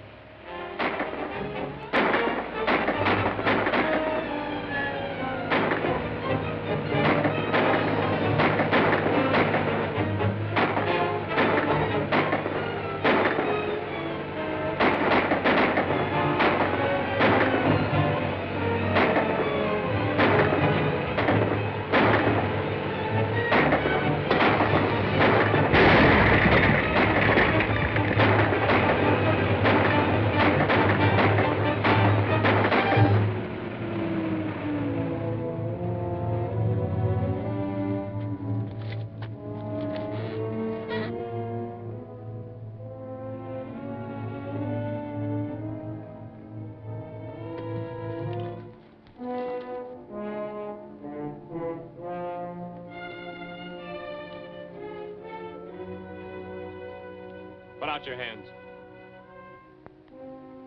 Look, you lay a hand on me and I'll blow you to bits.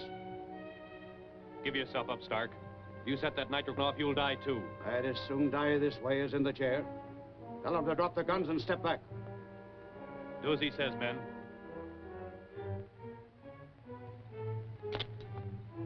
Not you, Tracy. You're gonna fly me out of the country. That way.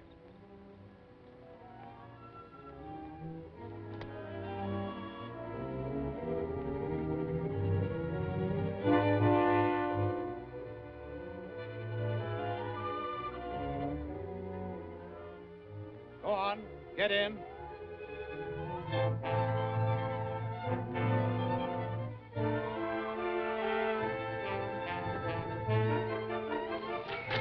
Let's rush him. No, wait.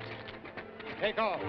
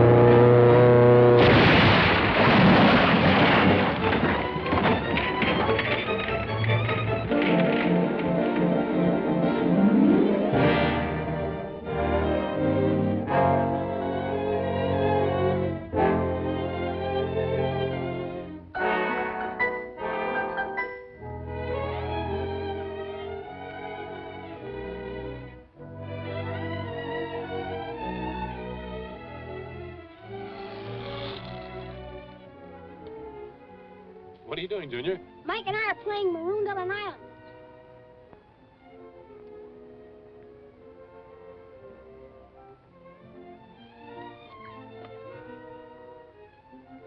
I'm sending in food in my skyboat. Oh.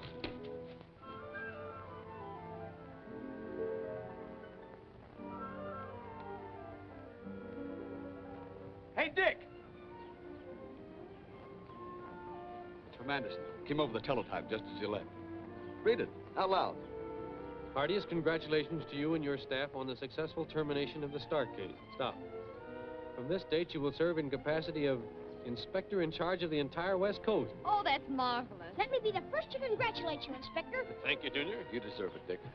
Thank you, Steve. Hey, Mom!